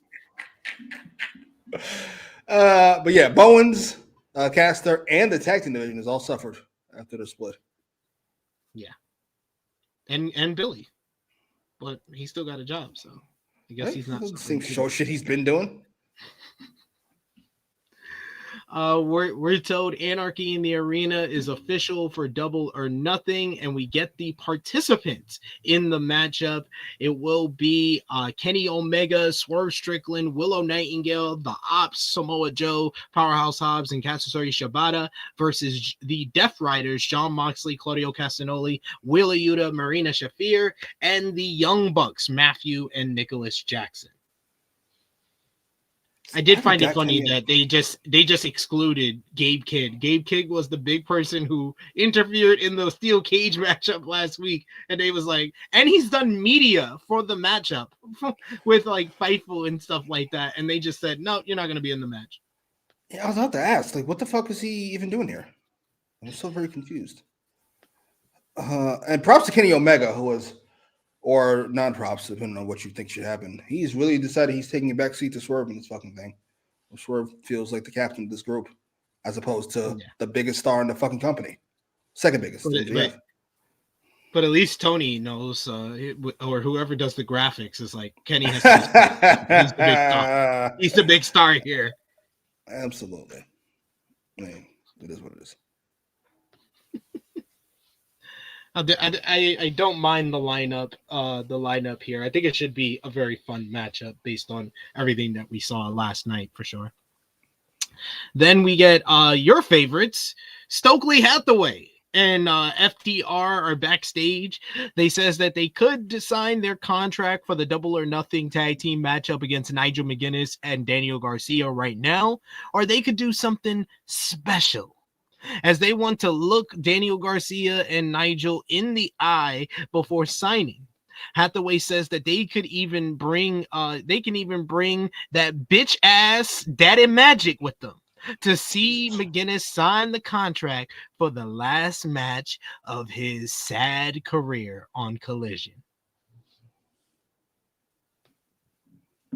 This was a quick Stokeley segment. I never mind seeing Stokeley. Same. Add Daniel Garcia to that list. I had him earlier, by the way. What? Jack Perry, Sammy Guevara, Anthony Bowens, Daniel Garcia. You're the best of the bunch, but you're on the list.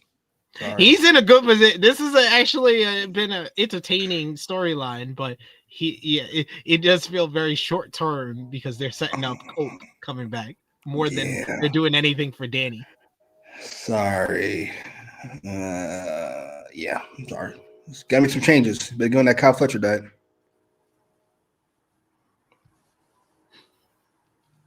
Sorry. Changes got to be made. It's not working as it is. You just cutting everybody. You just want everybody to lose jobs. I don't want them. They don't need to get cut. They don't need to get cut. Why do you speak this way? Go to Collision. Well, you've been on Collision. You've been in the wasteland. Yeah, he's been Captain Collision. That's gonna be his new nickname, Captain Collision. Back to the wasteland you go. I'm sorry. You're not Dynamite material. That's fucked up. Sorry. Another nice hand. You're not Dynamite material, sir. You can't be on Wednesday. You could be on Thursdays. You could be on Saturdays, whenever that other show is on, sir. Yeah. It is what it is. Enjoy. A good hand. You know, you got your little dance there. You know, enjoy it. Good job. your little dance there. Hey, come on. I'm not sure why you all jumped on the Daniel Garcia bandwagon. That shit was outrageous. You guys, it's like group hysteria. It's like one guy thinks something, then somebody else thinks something, then the whole IWC gets together and decides they're going to love this one thing, whether it's Jack Perry. I still think he has a bright future. What does that mean? Why? But why? I should ask that. But why? Because he's a really good in-ring technician. I love how IWC members who've been watching wrestling for 6 months and ones who've watched them for 30 years all sound the same. Like they learned nothing in fucking 30 years. He's a good wrestler. He's a nice hand. He's a good in-ring technician. He's like Dean Malenko. Oh, poor bastard. You ruined these guys' careers and you tiptoe away. It's insane. I'm not ruining his career. You ruined Jack Perry's life and then you tiptoe away again. Nothing to do with that. Oh. Hey, I thought it was a good idea. I was here for the scapegoat, and then they ruined it by putting him. They ruined it by giving him a microphone and giving him a magic dragon. Yes. How did they ruin that? They ruined it by putting him with the elite. He should have been a rep, an anti-authority. A rebel. Absolutely. A rebel for the cause. That son of a movie star. Absolutely. And I guess this, and why are we waiting for FTR versus Hurt Syndicate? Just let them do 2 out of 3 for the next 3 pay-per-views. Oh, you know what? We can't do it now because Hurt Syndicate's decided their heels again. Yeah. I don't know. I don't know what's Hurt Syndicate. Dion says, I think Stokeley would fit better as the hype man for a Mercedes Moné entourage. I mean, we've been said that. We said that when Mercedes first came in, that Stokeley should have turned on Willow then and aligned with Mercedes. So fucking obvious. Instead, they went with like the non-obvious pick with FTR, which is going to work because everyone there is talented, but doesn't feel like a natural fit. Chilling with Jay says Daniel Garcia is like that small market NBA player who putting up stats for a bad team, but then when he gets put on a real team, he goes from averaging 20 points per game to just 10 points. Fucking Bradley Beal ass nigga. I agree. Absolutely. I just said Danny Garcia is Bradley Beal. Oh my God. Look at this guy. If you give him more of a spotlight and you can do more with him, then he'll be even. No, he will fall because that's how that works. That was Big Man Dogs. Jungle Boy, the same thing. He should be Speedball. He should be in all these worthless matches against stars. But instead, they decided he should face Dragon for the last match of Dragon's life. All because they hated CM Punk. Where's the logic in all of this? It makes no sense. You push this kid because Punk left. What? Huh? Why do we have to suffer because he left? That don't make no fucking sense. What? Insane. All right. Well, there you go. Why do you always bring it back to Jack Perry? You bring up Jack Perry more now than when he was on TV. I'm gonna tell you why. It's the perfect storm of things. Tony Khan, y'all, Jack Perry, CM Punk all decided to make the worst decisions possible, and everybody else had to suffer for it. It's insane.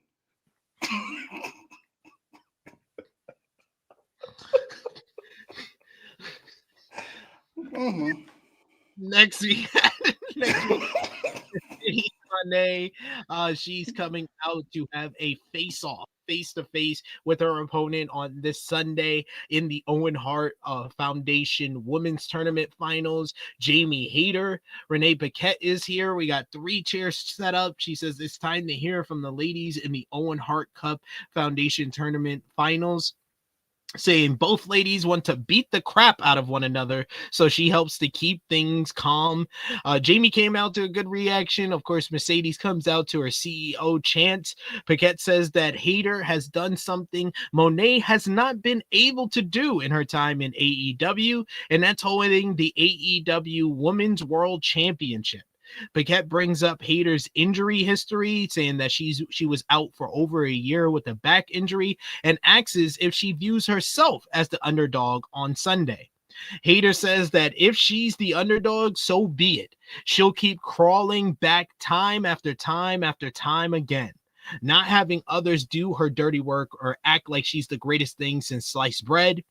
Hayter said that she's a fighter. Everyone watching has made her into just that.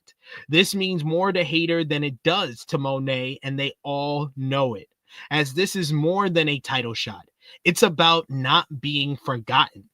When the bell rings, the confetti falls, and the cup is lifted, if it's not Jamie Hayter doing it, she'll question what's the point going forward.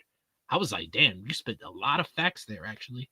Paquette asks Moné if she's worried Hayter will be the first woman to defeat her in singles action in All Elite Wrestling. Moné calls herself a revolution, the Beyonce of women's wrestling, looking through Hayter like the glass doll that she is. Moné always gets what she wants, and what she wants is going to All In Texas to become the AEW Women's World Champion. 25-0 in singles competition, 360 days as the greatest TBS champion of all time, getting this not by luck, but dedication and hard work. Moné says this is about her legacy, as Double or Nothing won't be when Hayter's story begins, but her chapter ends. Hayter mentions that Moné is looking a little lighter tonight, bringing up her losing the New Japan Strong Women's title. Hayter watched Moné lose, and she This cartoon face. losing everything. Moné explodes out of her chair and absolutely waffled Hayter out of hers, who then was taunting her with the TBS championship before she caught her arm and hits the Haterade, putting Mercedes down. But just as she puts Mercedes down and Hayter had the upper hand, timeless Tony Storm's music hits and she prances down the aisle with Luther as she'll be on the call for tonight's main event. She high-fived fans while never really making eye contact with Jamie Hayter, her former rival. We'll see one more thing from Mercedes Moné tonight on AEW Collision as she goes one-on-one with Reina Isi from CMLL in a TBS Championship Open Challenge matchup. But what did you think about this promo exchange? I told you in our chat when we was watching the show, I thought this went a lot better than I thought it would. I was not too confident. I thought that they would probably shortchange them and put this backstage because it seems like all of Mercedes promos nowadays are backstage. But the fact that they put them out there and it was at least good, and I thought Mercedes came off as her cocky heel stuff. And this was arguably, I would say, probably Jamie Hayter's best babyface promo that she's cut, especially since her return. What did you think? I would mostly agree with that. I thought it was a good segment. I thought Jamie Hayter came across incredibly likable here, especially as opposed to Mercedes. I might finally start to be getting used to the ridiculous hair and the terrible outfits. Mercedes might be a little cartoonish in her villainy. Beyonce, the fucking faces she makes. It's all a lot. But it fucking worked here at the very least. And I look forward to Mercedes and Tony Storm. I don't know. He's like, I'm not even going to act like we're going to get anything other than that. I'm not even going to consider it. I was like, oh shit, Mercedes got a match on Saturday? Maybe that. No.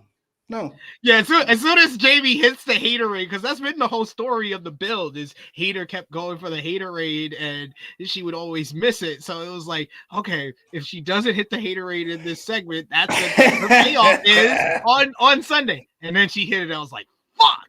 Damn. It's over. Damn it.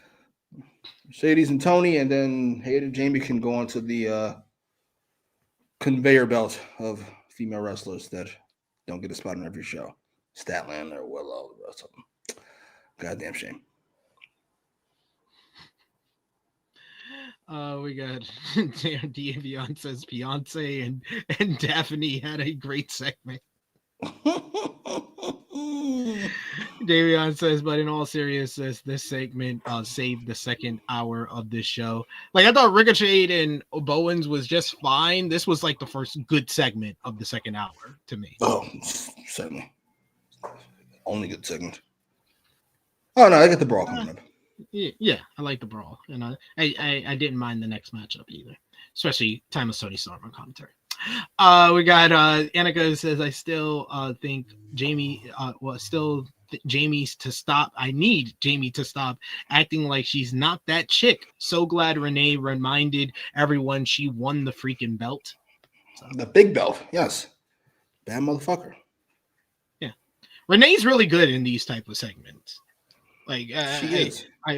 I appreciate them using Tony Schiavone for stuff like this more than him like commentary. Much better use of him on this show. him being in those interview segments than being on commentary the whole night. But I feel like Renee is stronger in this though, in this role. So Tony's not good at anything, or at least not the best at anything. He's good. He's good. He's not the best. Yeah, he's not the best. Not the best commentator. He's not the best talker. He's not the best interviewer.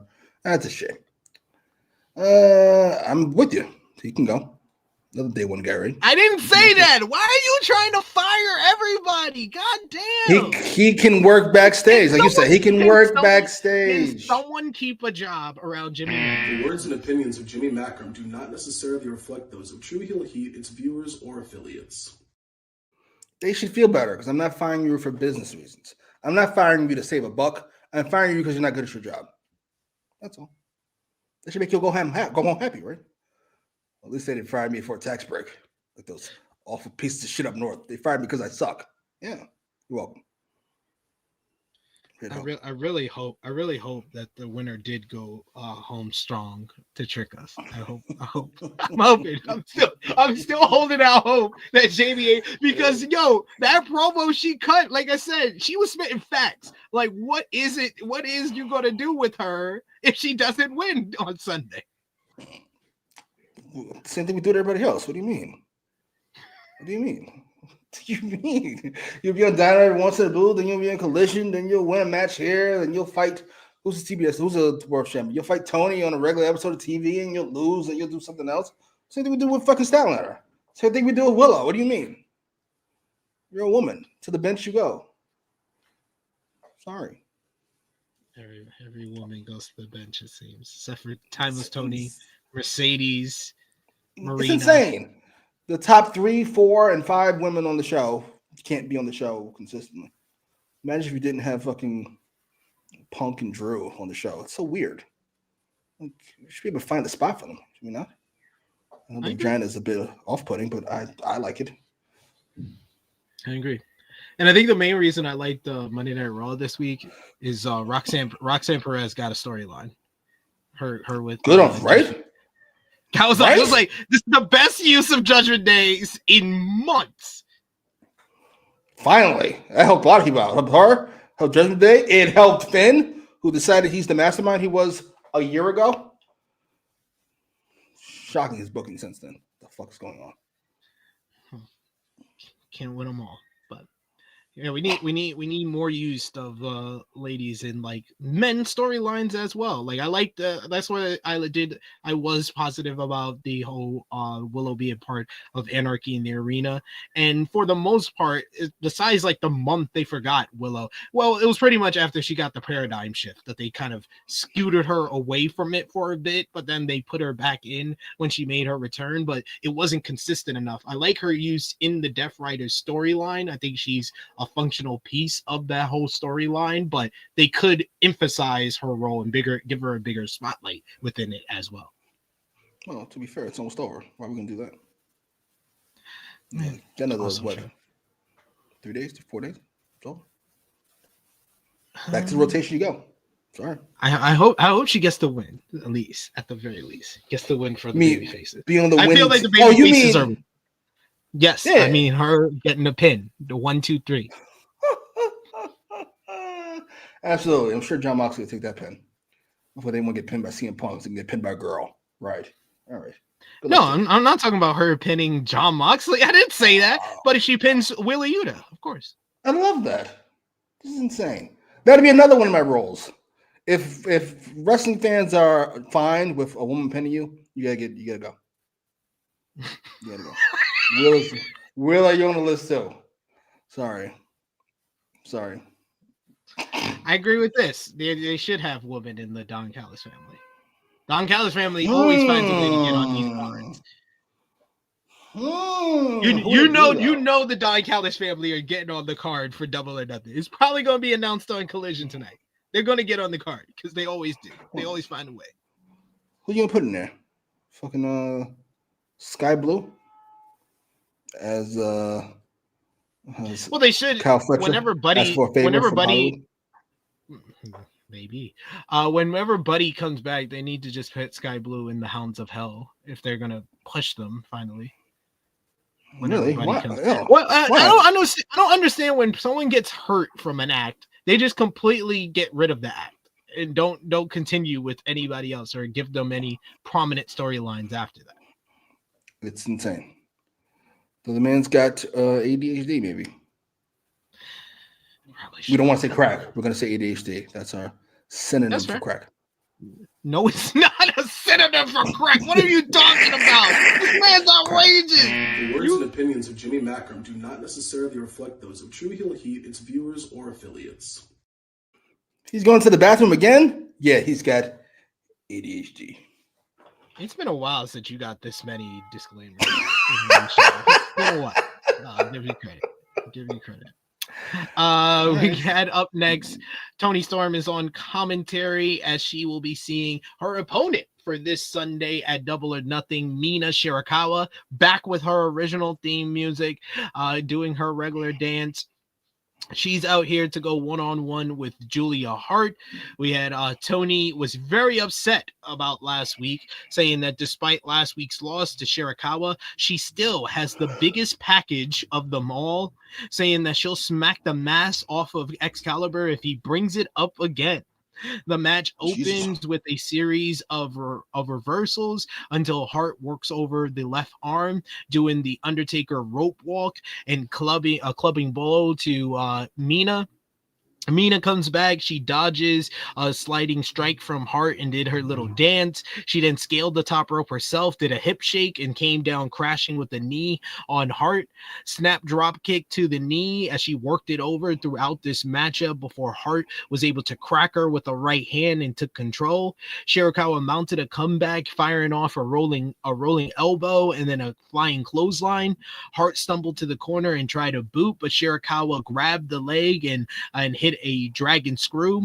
Storm says that wouldn't work on with her because you need a crowbar to get in between her thighs. Very nice. Hart fell back with the tarantula in the ropes as she broke the submission. Shurikawa fired off a spinning back fist. Shurikawa looked for a crucifix bomb out of the corner, but didn't get much of it. Almost looked like a blockbuster for a 2. Hart heel tripped her way to avoid the glamorous driver. She wanted a moonsault, but Shurikawa moved out the way. At this point, the crowd was saying, "This is awesome." I was like, it's been solid, not awesome.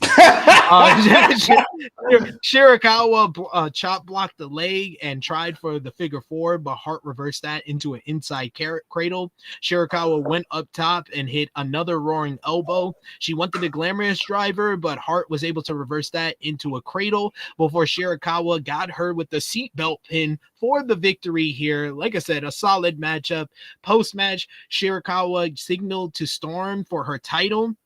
But then Julia Hart attacks Mina from behind. So I guess Julia's a heel again as Mina was able to fight back. She applies a figure 4 and locks her in the middle of the ring with it, showing Toni Storm what she can do. But then Sky Blue comes down and she attacks Mina from behind. They start beating down on Mina until Timeless Tony gets into the ring and makes the save. They fight off Sky Blue and Julia Hart together.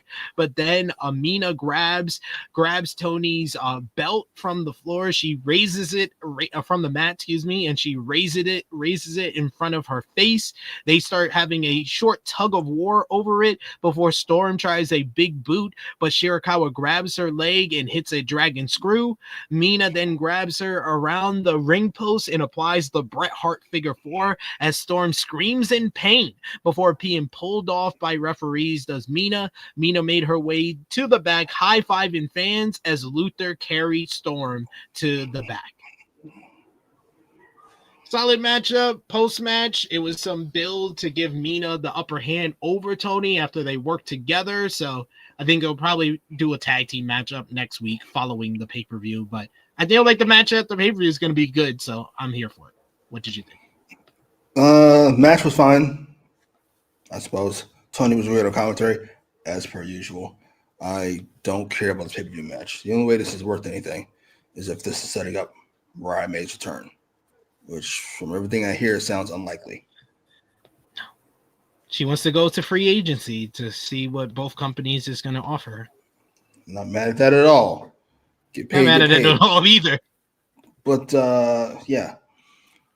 Otherwise, this feels like such an odd matchup for Tony, considering what she's coming off of.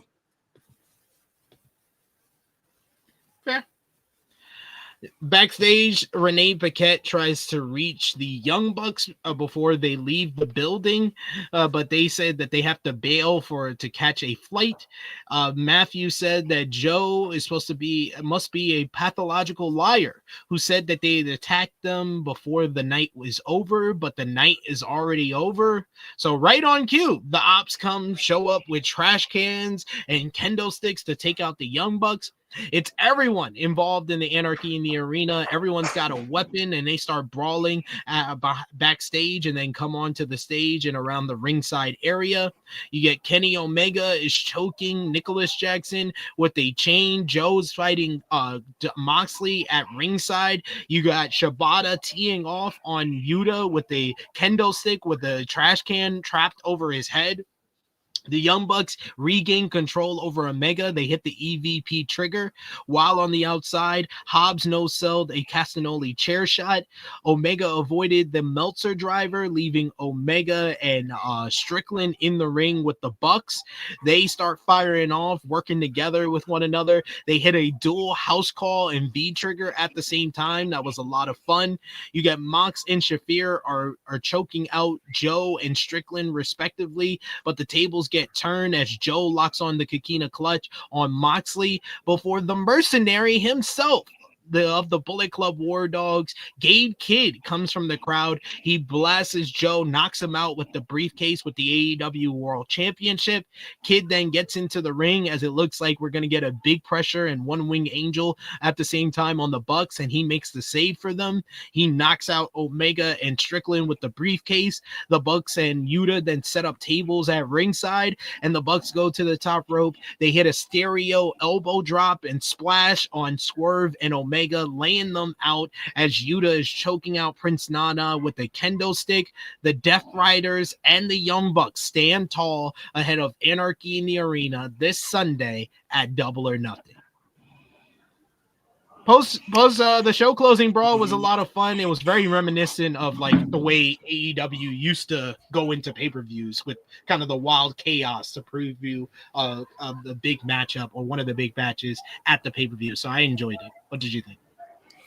Same. Again, if this was the first brawl they had tonight, I'd be a lot more excited about it. Instead, it's second. But it was fun. It was fun for what it was. I wish we had some better offense to leave it on, because as much as I love Nick Jackson, that splash never looks all that devastating. The table just kind of. I wanted him to do the 450. He's getting older, sir. Get a little more careful. When you That's what I said. I said that in my head too. I was like, he's like, it's pay-per-view week. It's pay-per-view week. If I land wrong, I'm out for months. Let's wait. We got Big Man Dog. He's talking about the last match, saying this is awesome. Chance made me wonder if I was watching Raw. Where they just be saying this is awesome to like the most basic fucking matches like, sometimes. This is awesome. I'm like this. This is pretty good. Yeah, I was like, this is solid. It's fine. What are we talking about? It was a fine match. Not sure why the crowd was so hot for it. It's Big Man Dog said it. It's the incredible live show charisma of Mina Shurikawa. Absolutely. That's what it is. Not a bunch of horn dogs in the crowd. I'm sure that's what it is. It's live show charisma. Live show charisma. The Rock is up there. Absolutely. Timeless Tony Storm liked the Mina's new theme as well. Keep it. I couldn't even tell you where She said, what happened to it? I want that back. You know what? That may be it. It feels like a challenger of the month, but like none of their previous issues been like tapped into. Mostly because you can't, because Mariah May's not here. Yeah. And we don't want to mention her existence. They were involved in a love triangle with someone else. This one leads me to believe maybe Mariah May's coming back. I feel like I'm being worked. It feels so over the top. Just mention Mariah May. What harm is it going to do? It's part of your history. What is going on? Seriously. This is insanity. Fire Driver Finisher says melons. Absolutely.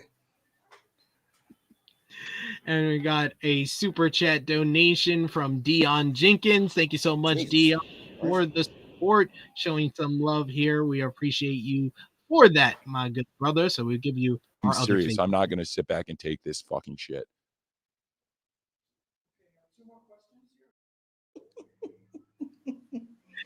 Dion says, my prediction is Ospreay wins after the Bucks try to help, quote unquote, Hangman, and it backfires. Swerve and Hangman will team up to face the Bucks at All In.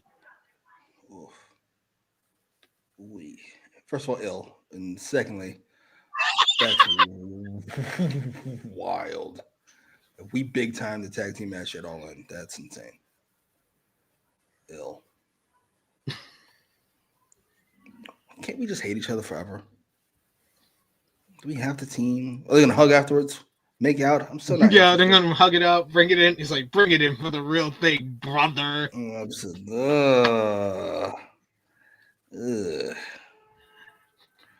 love that. Power Driver. Why is it okay not to mention her because she's on her way out? What good does not mentioning her do? I'm curious what the logic behind this. I don't understand. Outside the fact that it ruins your storytelling. Like, what is the point? You think if they don't do, if we mention her, then what? Ratings on Raw will spike. What the fuck are we talking about? Like, are we not going to mention the Hollywood ending the rest of the year too? Or that forever if she leaves? That's insane. Yeah, y'all mention Cody Rhodes every couple of months. CM Punk, I understand, but like Mariah May, there's just shit involved there. Mariah May, I don't understand that. We got another super chat donation here from Dion Jenkins. He's carrying right now. He's doing all the big work for everybody. We appreciate Triple H, you, Dion. To Austin and Rock. Who am I? Listen up, you prick. Dion says Darby returns at All In and wins the casino gauntlet or contract. Ospreay loses to Mox at All In, and Darby cashes in and wins with help from Bryan Danielson stopping the Riders. It does feel like that's going to happen. I don't know if it all happened All In. So accurate. It sounds so accurate. I can't even front. The way Ospreay is built up, this All In match leads me to believe we're definitely in store for a big WrestleMania. Which was that? Cody Roman? Cody 40? and Roman. 40? Oh yeah. WrestleMania 40. Yeah, we're definitely in store for a WrestleMania 40-esque end to the Death Riders. Yeah, definitely. And it should happen at All In. So I don't understand. I think that you run the risk of losing a lot of your faithful fan base if Moxley walks out with the AEW World Title from All In. You can't. Oh, you can. There's anything you do in this fucking place, but you can't. The fuck. The way Ospreay's built this thing up. Come on, man. Please don't do this. Please. We're begging you. Power Driver Finisher says they want to keep the attention within the company and not the obvious. It's not the end of the world, but do these company folk really want to be asking stupid questions from fans? Like, I don't know what any of that meant. Like your thoughts on so and so asking to leave the company. Oh, I think he's talking about the Mariah May. So, why do you expect like the fans in the building are not like the same fans that are always online that know that she's leaving? The fans watching, like, why are we? I was thinking of a nice way to say so. You just said it out loud. Yeah. I'm just saying, like, what does that have to do with not mentioning someone who worked with your company? And it's not part like of your history. It's not like she's the focal point. She's the add-on to the story you're telling with Tony and this other one. Yeah, Tony beat this person at this point. They had a threesome with this chick. I'm not entirely sure what. Tony came back to the company after being away after losing the title after Mariah beat Mina. So we're never going to mention one of the greatest women's matches of all time, Hollywood ending with Mariah and Tony now? That's ridiculous. They still mention Moxley when they bring up the Shield and WWE. It's important. It's important. Yes. You can't not mention it. You can't. You can't do that. You just can't. Big Man Dog says Tony should make the women main event all in to trick us that Ospreay isn't winning, and then have Ospreay win regardless. The crash roller coaster would be legendary. Oh my god! I had to open the show. Motherfucker, like, oh my god! Oh my god! I knew it. These pieces of shit. Oh man, that would be funny. All right. Let us know in the chat what you thought about this episode of AEW Dynamite, whether you gave the show a thumbs up, thumbs down, thumbs in the middle. Out of 10, what did you give this show? Whether you, who was your MVP, LVP, and match of the night? Let us know in the live chat. And of course, we're going to give you our scores for everything. There was one more I wanted to feature. King Potate says, bruv, if I win the Owen, do you promise to help me cheat to win against Moxley? What the fuck was that shit? He did not say that. He said, you have my back, I have yours, because Moxley has a gang of people. King Potate, you can't be this dumb. I'm with you, sir. Stop. Absolutely. That was ridiculous. That's ridiculous. I hope this is all. That was a ridiculous jump. That was a jump. Stop it. I hope this is all some hustle by Ospreay to steal this belt from Moxley. Then he turns heel. Tells Hangman to fuck himself. Thanks for the belt, stupid. Thanks, stupid. And Hangman's like, do I get the first shot? He's like, nah, brother, I got the first race from UK. I'm in the UK. I got to verse someone from the UK. All right. Will you at least make a deal with me this week? Will you not lie on your thumbs up, thumbs down, thumbs in the middle? I will not lie. All right. For this week's AEW Dynamite, for the May 21st AEW Dynamite, thumbs up, thumbs down, thumbs in the middle in 3, 2, 1. Out of 10, I'm going to give this week's show a 7.5 out of 10.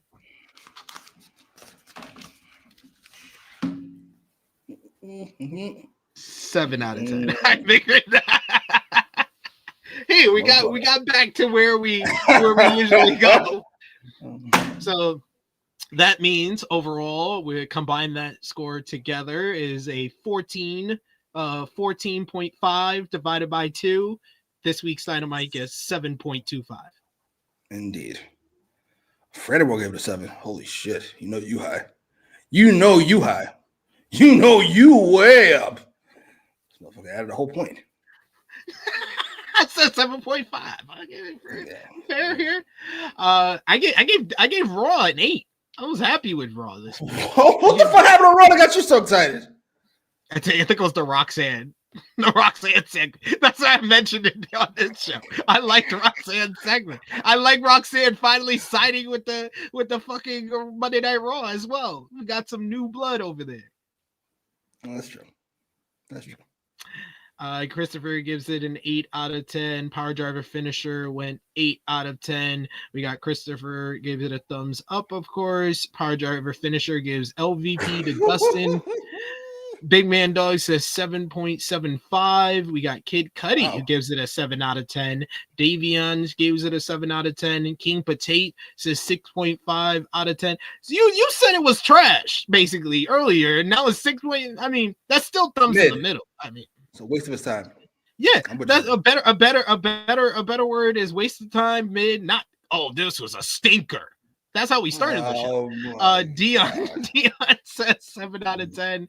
Davion says the trios match for match of the night, and Ace gives it a 7 out of 10. And Big Man Dog says this was a very unboring show, which is a compliment from Big Man. But Jimmy's this guy. Jimmy, who is your MVP for the show? Oh, which part did I enjoy the most? I didn't love anything on the show. You know what? I'm going to go with Jamie Hayter as the MVP. She was great and was part of the best segment of the night. I'm going to give it to Will Ospreay and Hangman Adam Page. That opening segment was fantastic. LVP stuttering over his words. Fucking serious. LVP. I should give it to those two. That's just to be mean. But I'm not going to do that. We all know who's LVP. It's got to be Dustin Rhodes. Sorry, Charlie. Good Lord. It's obviously Dustin Rhodes. It's obviously Dustin Rhodes. It's not even close. Obviously. Okay. Match of the night, I'm going to give it to Swerve and the Ops versus Mox and the Bucks. Yeah, unfortunately, not much competition for it this week. Yeah, only 3 matches on the show. This was a promo heavy building to the pay-per-view. Thought this was one of Anthony Bowens. Shit, see, some niggas fucking gaslight me and thinking there was no competition on the show. Anthony Bowens is up there. I don't give a fuck what y'all think about Dustin. Anthony's up there. He's up there. He's in the conversation. Come on, man. He's LVP moving forward, but LVP for the show, the worst person on this show was Dustin, for sure. But that is our review of AEW Dynamite for this week. Appreciate y'all for joining us live. Drop the thumbs up if you haven't already. Comment down below if you're watching us on demand. Jimmy Macram, thank you as always for joining me. Let everybody know where they can follow you on social media and when they'll see you again. On Twitter, at Jimmy Macram. Also on YouTube, where we do the same. When you'll see me again, fucking next week. Because I'm not reviewing that fucking awful pay-per-view. I will probably watch Dynamite because it's free. So there's that. I will be reviewing it's going to be a good pay-per-view. It's not going to be awful. Don't listen to Jimmy Macram. It was said earlier today, you are not the judge of the AEW fan base. You think everything is awful. Yeah. Okada and fucking the Karate Kid. Beautiful. I can't wait. What's next? Join us live tomorrow, 1:05 p.m. Eastern Time, for our AEW Double or Nothing preview. It will be myself, Jay News, and special guest Joe Hobart of the Late Night Grin and Wrestle Purist. Of course, we'll be also talking about AEW Double or Nothing on Saturday, 10:05 a.m. Eastern Time, with the True Hill Heat flagship podcast. It will be myself, Miss Chrissy Love, joining us for the first half of the show, and the True Draw Josh, and special guest Sat E. Nyangi of Wrestle Talk. So join us for that for sure. And we'll have reviews on Sunday for WWE Saturday night's main event and a review on Monday for AEW Double or Nothing. So join us for that as well. Appreciate y'all if you joined us live. Appreciate y'all if you're watching us on demand. You can follow me on the Twitter machine at TrueHillSP3. Follow the gang, Facebook, Twitter, Instagram, TikTok at True Hill Heat. Patreon.com/True Hill Heat. $3 a month gets you exclusive content. The best way to support us when we are not live here, and you can see our TNA Under Siege preview over there as well. But for Jimmy Macram, it is me, your True Hill Phenom SP3. This has been AEWramble episode 199, Anarchy in the Desert, incoming. We are signing off until next time. This fucking face. Oh my God.